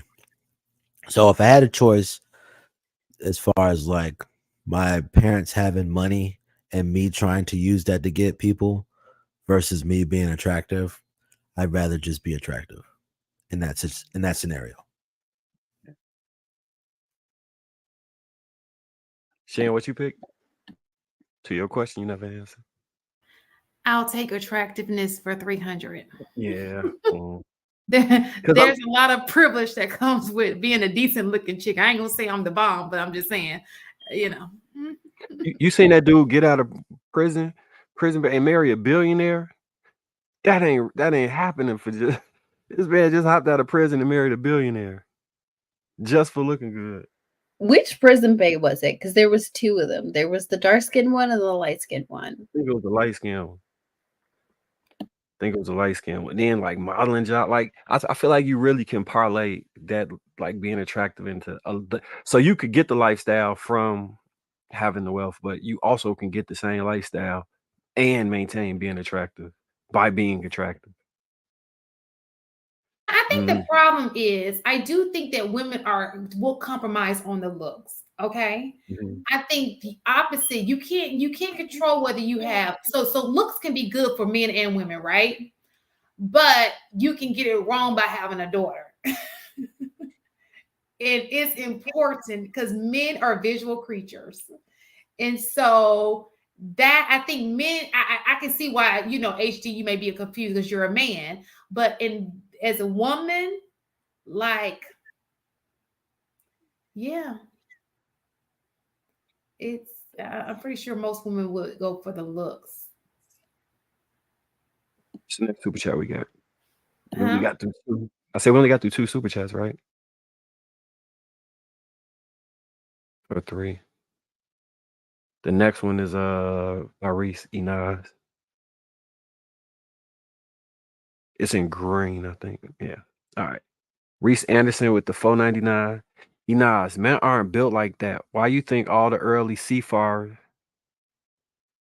Is that seafarers? Seafarers. Were men. Yeah, seafarers were men. We innately don't want to settle and always want more. So I understand that. Yeah, I understand that. I'm not naive to that.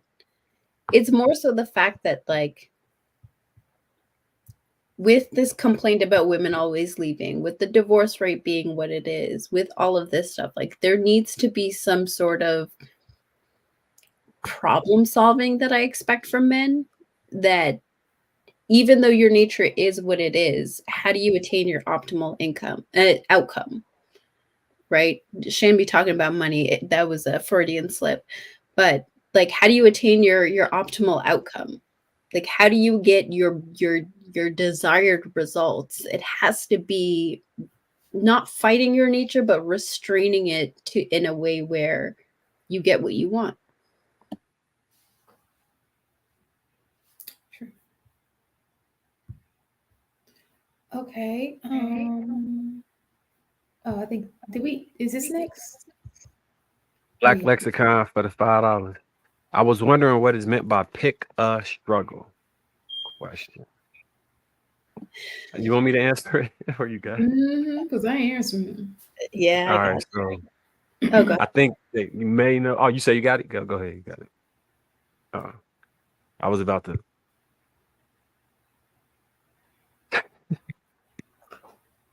So, if it people means you can't be ugly and broke. You know what I'm saying? You got to pick one or the other. If you know that people don't deem you to be attractive, you should at least try to capitalize in being rich. You understand what I'm saying? Or if you are, you have to pick a struggle. Like, everybody's got a flaw. Everybody has a weakness. I don't care how bad you think you are. You got a flaw. Everybody. So nobody is immune to having a flaw or a weakness. But you have to capitalize on what's natural. You have to capitalize on something to overweigh your weakness. Okay? And everybody has it. That's basically what it means. Anybody object to what I just said? Because it's just getting too late for that sugarcoating shit. We got to get... I apologize. My potty mouth comes out after 2 and I ain't had no sleep. I do apologize. Hope that you understand. Reese Anderson with the $1.99. The LGBTQ marriage is legal. Why isn't polygamy? That's what I've been asking all night. I've been asking that all night, all year, all life. Reese Anderson with the $1.99. Just the fact that there's more black women than black men, we need it. But you got to remember too, nobody makes rules just for the black community. When they kind of did. Are made, they don't make it just for the black community. They make it for the united everybody. So it can't just be a black need. It would have to be like, you have to have white men on board too, or other type of men, and then white women on board, white, black, all types of women, and men have to be on board. So I get the point, but the time it was made, they did make rules only for black people. You said what now?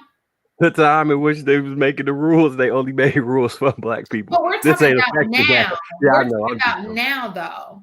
Yeah. So just like when he came up and he said the LGBTQ community came and they have legal because they had people fighting for it, right? Mhm. So they have people in office, they have people constantly fighting for it, and that's the reason why. So if you guys want polygamy, all you men who feel like you got it like that, go to get it done. Come on, march. Well, here's the thing, right? Is like in terms of the numbers, it's beneficial for the Black community, but when it comes to the nature of man, whether they're white men or Black men, the need to be with multiple women still exists, right? So the want for polygamy outside of like shaming it still exists regardless, like outside of the Black community as much as it does within the Black community.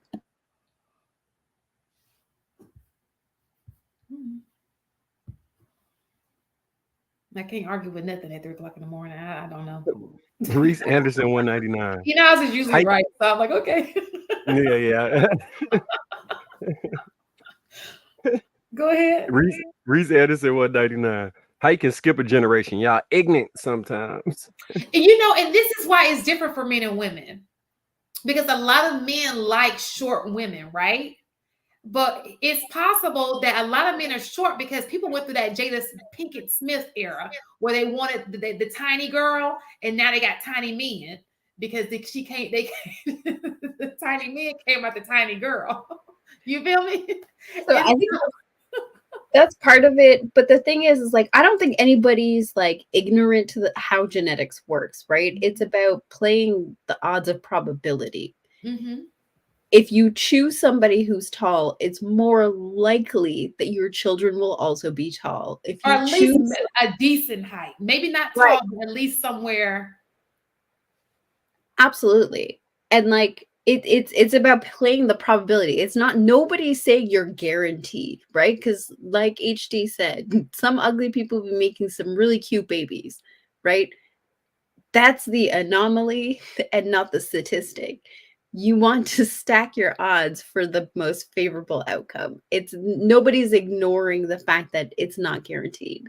Right. Just like some of y'all be dating these other races thinking your kids gonna come out looking good. And sometimes it's just a hit. It's not it didn't work out in your favor. That tear texture came out a little different than you expected. You know? God's plan. Man, I should bring out chips more often. You become so much more entertaining when I you love y'all here. for trying it though, but sometimes it don't be right. You know? Let me stop saying it. God, please forgive me for doing this tonight. It's just 3 o'clock in the morning, and you know how I am at 3 o'clock in the morning. Whew.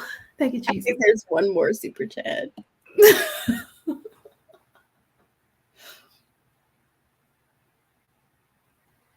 Oh, Reese. You were speaking.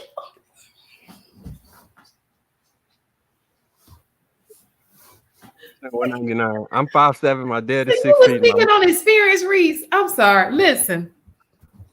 5'7" is average height, right? No, I don't think so. It's average, I think. Reese. But you think about how many, that's still not. So look at this like this. You got 5'4", 5'3". The great thing about them, because there's a lot of short women. The good thing about that era is there's a lot of short women. Look at Enos, 5'4". You taller than me too. And I'm pretty tall. But you're right. You can't skip generations. I don't know. My newborn Unless is my like man 5. saying something. I'm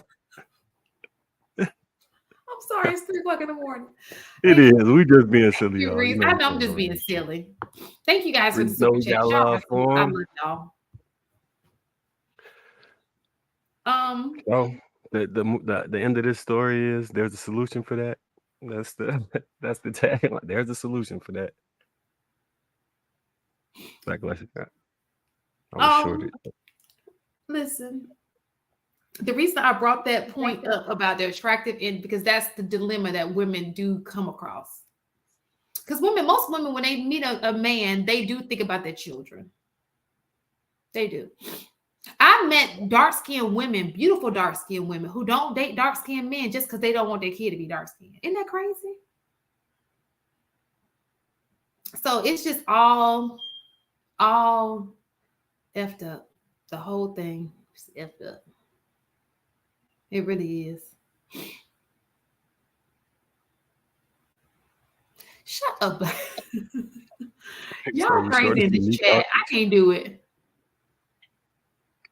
Men got commanded to spread their seed. I say, go to sleep. Where you see that at? Yeah, man. Y'all go get y'all snacks, man. About to just have a snack party, you know. Go get y'all snacks, ladies. You know what I'm trying to go on a diet, honey. I like to preserve the fine. He said, I got to preserve the fine. Yes. Did you know? Okay, so when you get of age, when you start getting older, you can't make drastic weight loss, right? It's better to maintain, because if you see women who are older, even men who are older, and let's just say they do a big weight loss, sometimes they have saggy skin. It makes them age faster. Prevention is the best method. A lot of the dudes my age, when they start playing basketball, they blew up, like really blew up. Mm-hmm. That's that home cooked meal. I'll be getting home cooked meals. I ain't blow up. I don't know what that is. Maybe you active.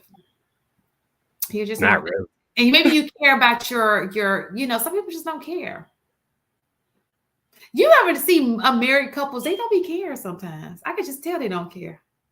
They just don't care. Single women be getting their bodies. They be like, boom, I got to go to the gym. I'm trying to be fine. But the married women, they don't care. A lot of them. Some of them do, but a majority of them. I think if they still want their husband for real, they care. He ain't going nowhere. You seen Why Did I Get Married? First of all, them is not the men that's out here. Stop playing. Didn't I tell you average people dating average, married to average people? We're not talking about if you got a looker.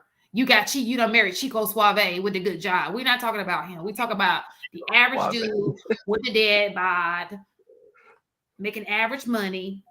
And even though he got Shaniqua over there and she want to play with him, he ain't leaving his wife. I mean, even with that, like, so sorry. Hey, leave Shaniqua out of this, right? Leave Shaniqua. I know it's Shaniqua. I should say that. Sharkeisha. Fair. You got it, Enos. Go ahead. So I was watching this TikTok the other day about this woman who's like, she's just cool. She's chilling. She's very just a very average woman.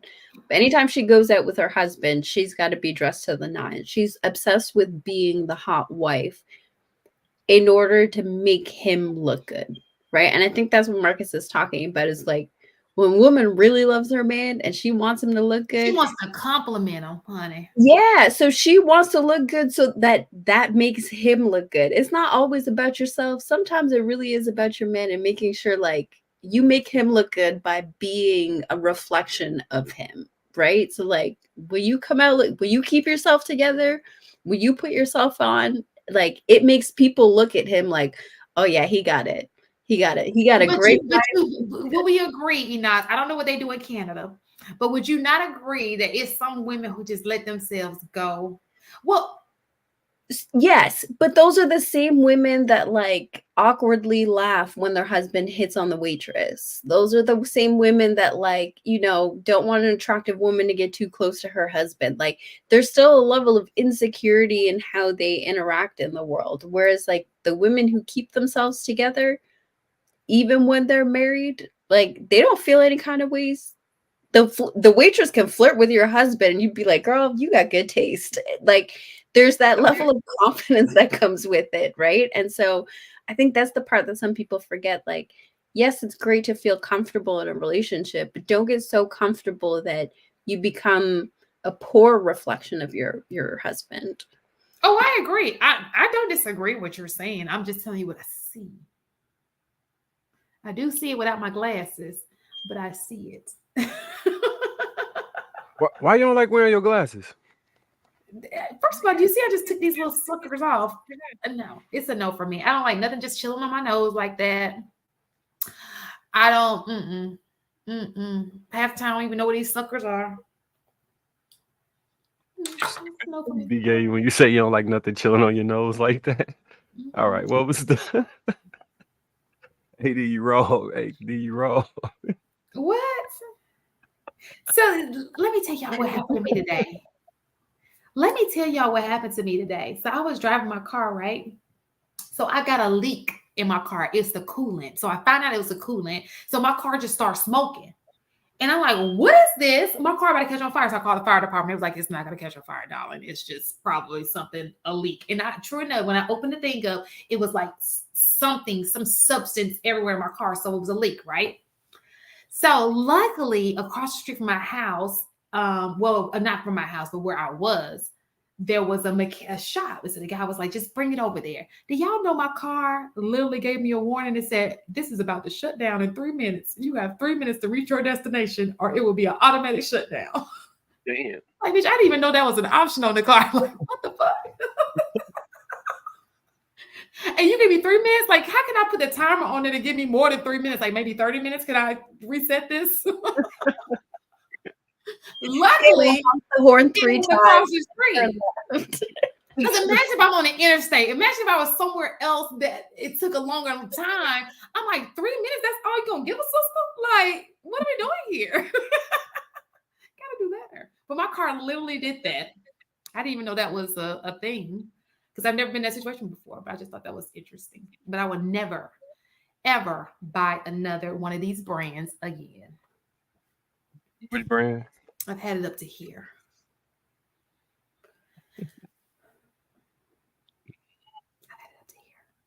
We gonna have the in person in Dallas. Wait, that's Dallas? What? Well, who having an in person in Dallas?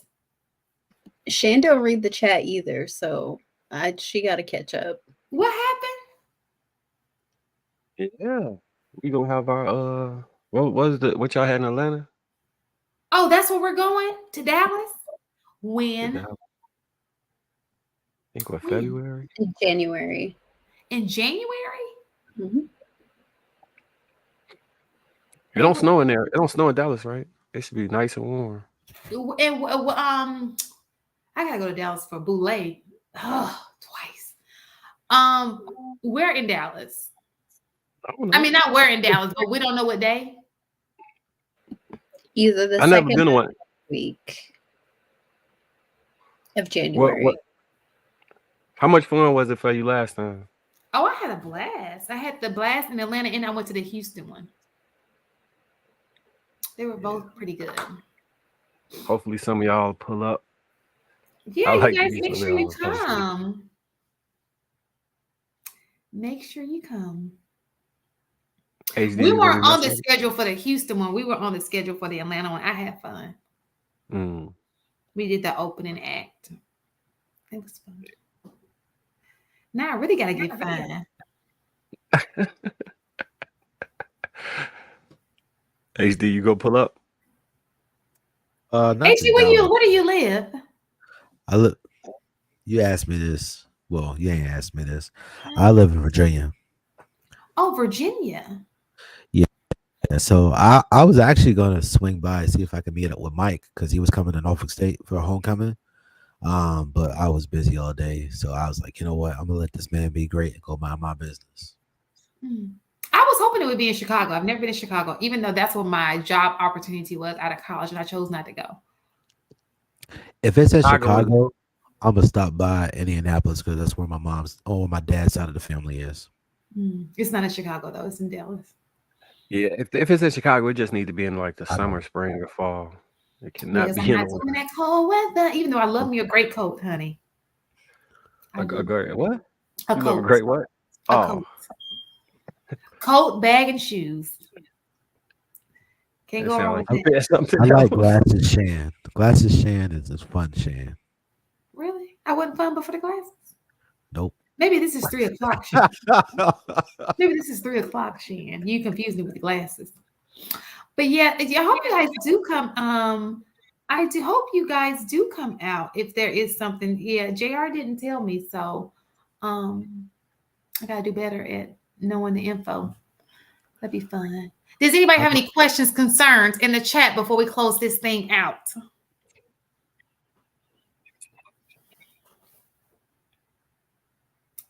Nobody. Well, you know what? It's time to end the session. It has been great chilling with you guys another Friday. We tried to get here at 10 o'clock, but you know, every week we try for 10, 9:30, 10, but it looks like it's hitting more so on 11. We do apologize. And we would try to do better, but it probably won't get better. It'll probably get worse before it gets better. I'm just letting you guys know. But we will see you next week. 10 o'clock, 10:30, 11 o'clock Eastern Standard Time. Have a great night. See you guys later. Did we miss something? Do we? Black Lexicon. All right, never mind. See y'all later. He said we missed his question, I think. Who? Did we miss your question? Oh, he asked in the chat earlier about the pick a struggle. He asked why we call it that. Oh, I did. We told him that. Oh, why we call it pick a. I think Kevin Samuel started that. He got on it. No, that was a saying way before him. It was essentially like, when it comes to the manosphere. Fair. He said we answered it. He said no. Okay, maybe it was a different question. What was the question? Can you type it real fast?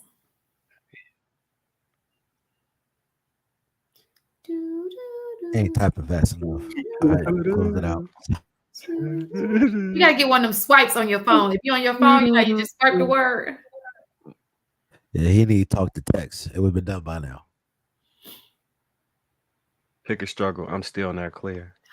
Okay, I'm gonna try to explain. We're gonna talk about it. Let's put that. Let's table and have a full out discussion on it. Okay. Do you want us to do that, or do you want us to talk about it now? I'm not a secretary. I mean, pick a struggle, real short. Listen, go with your best attributes, right? And if you don't have these attributes, listen, like, work with what you got. If you ain't got money, but you got confidence and charisma, you got a good body, use that. Add a little right? comedy Work on your strength, right? Don't be out here being all dumb and, you know, doing all this nonsense. Try to listen. If you ain't got no game, you better learn some, because the simple fact of the matter is you don't want to have money and you get all your money taken away from you because you don't know how to deal with women, right? So you need to be well-rounded when it comes to dealing with women, right? You need to have all your ducks in a row that will give you the best opportunity to get what you want. You know what I'm saying? If you got bread, work on your body, work on how you conversate, your social skills. If you got social skills but got no bread, work on your bread. You got a body but you ain't got no money, go get you some money. You know what I'm saying? Work. Be well-rounded. And if y'all, for all you young people, it's kind of like saying if you're not an athlete, you should be smart. If you're not smart, go ahead and try to be an athlete. You know, you don't want to be just there. If you're both great. All right. Good night, you guys. Good night. Good night.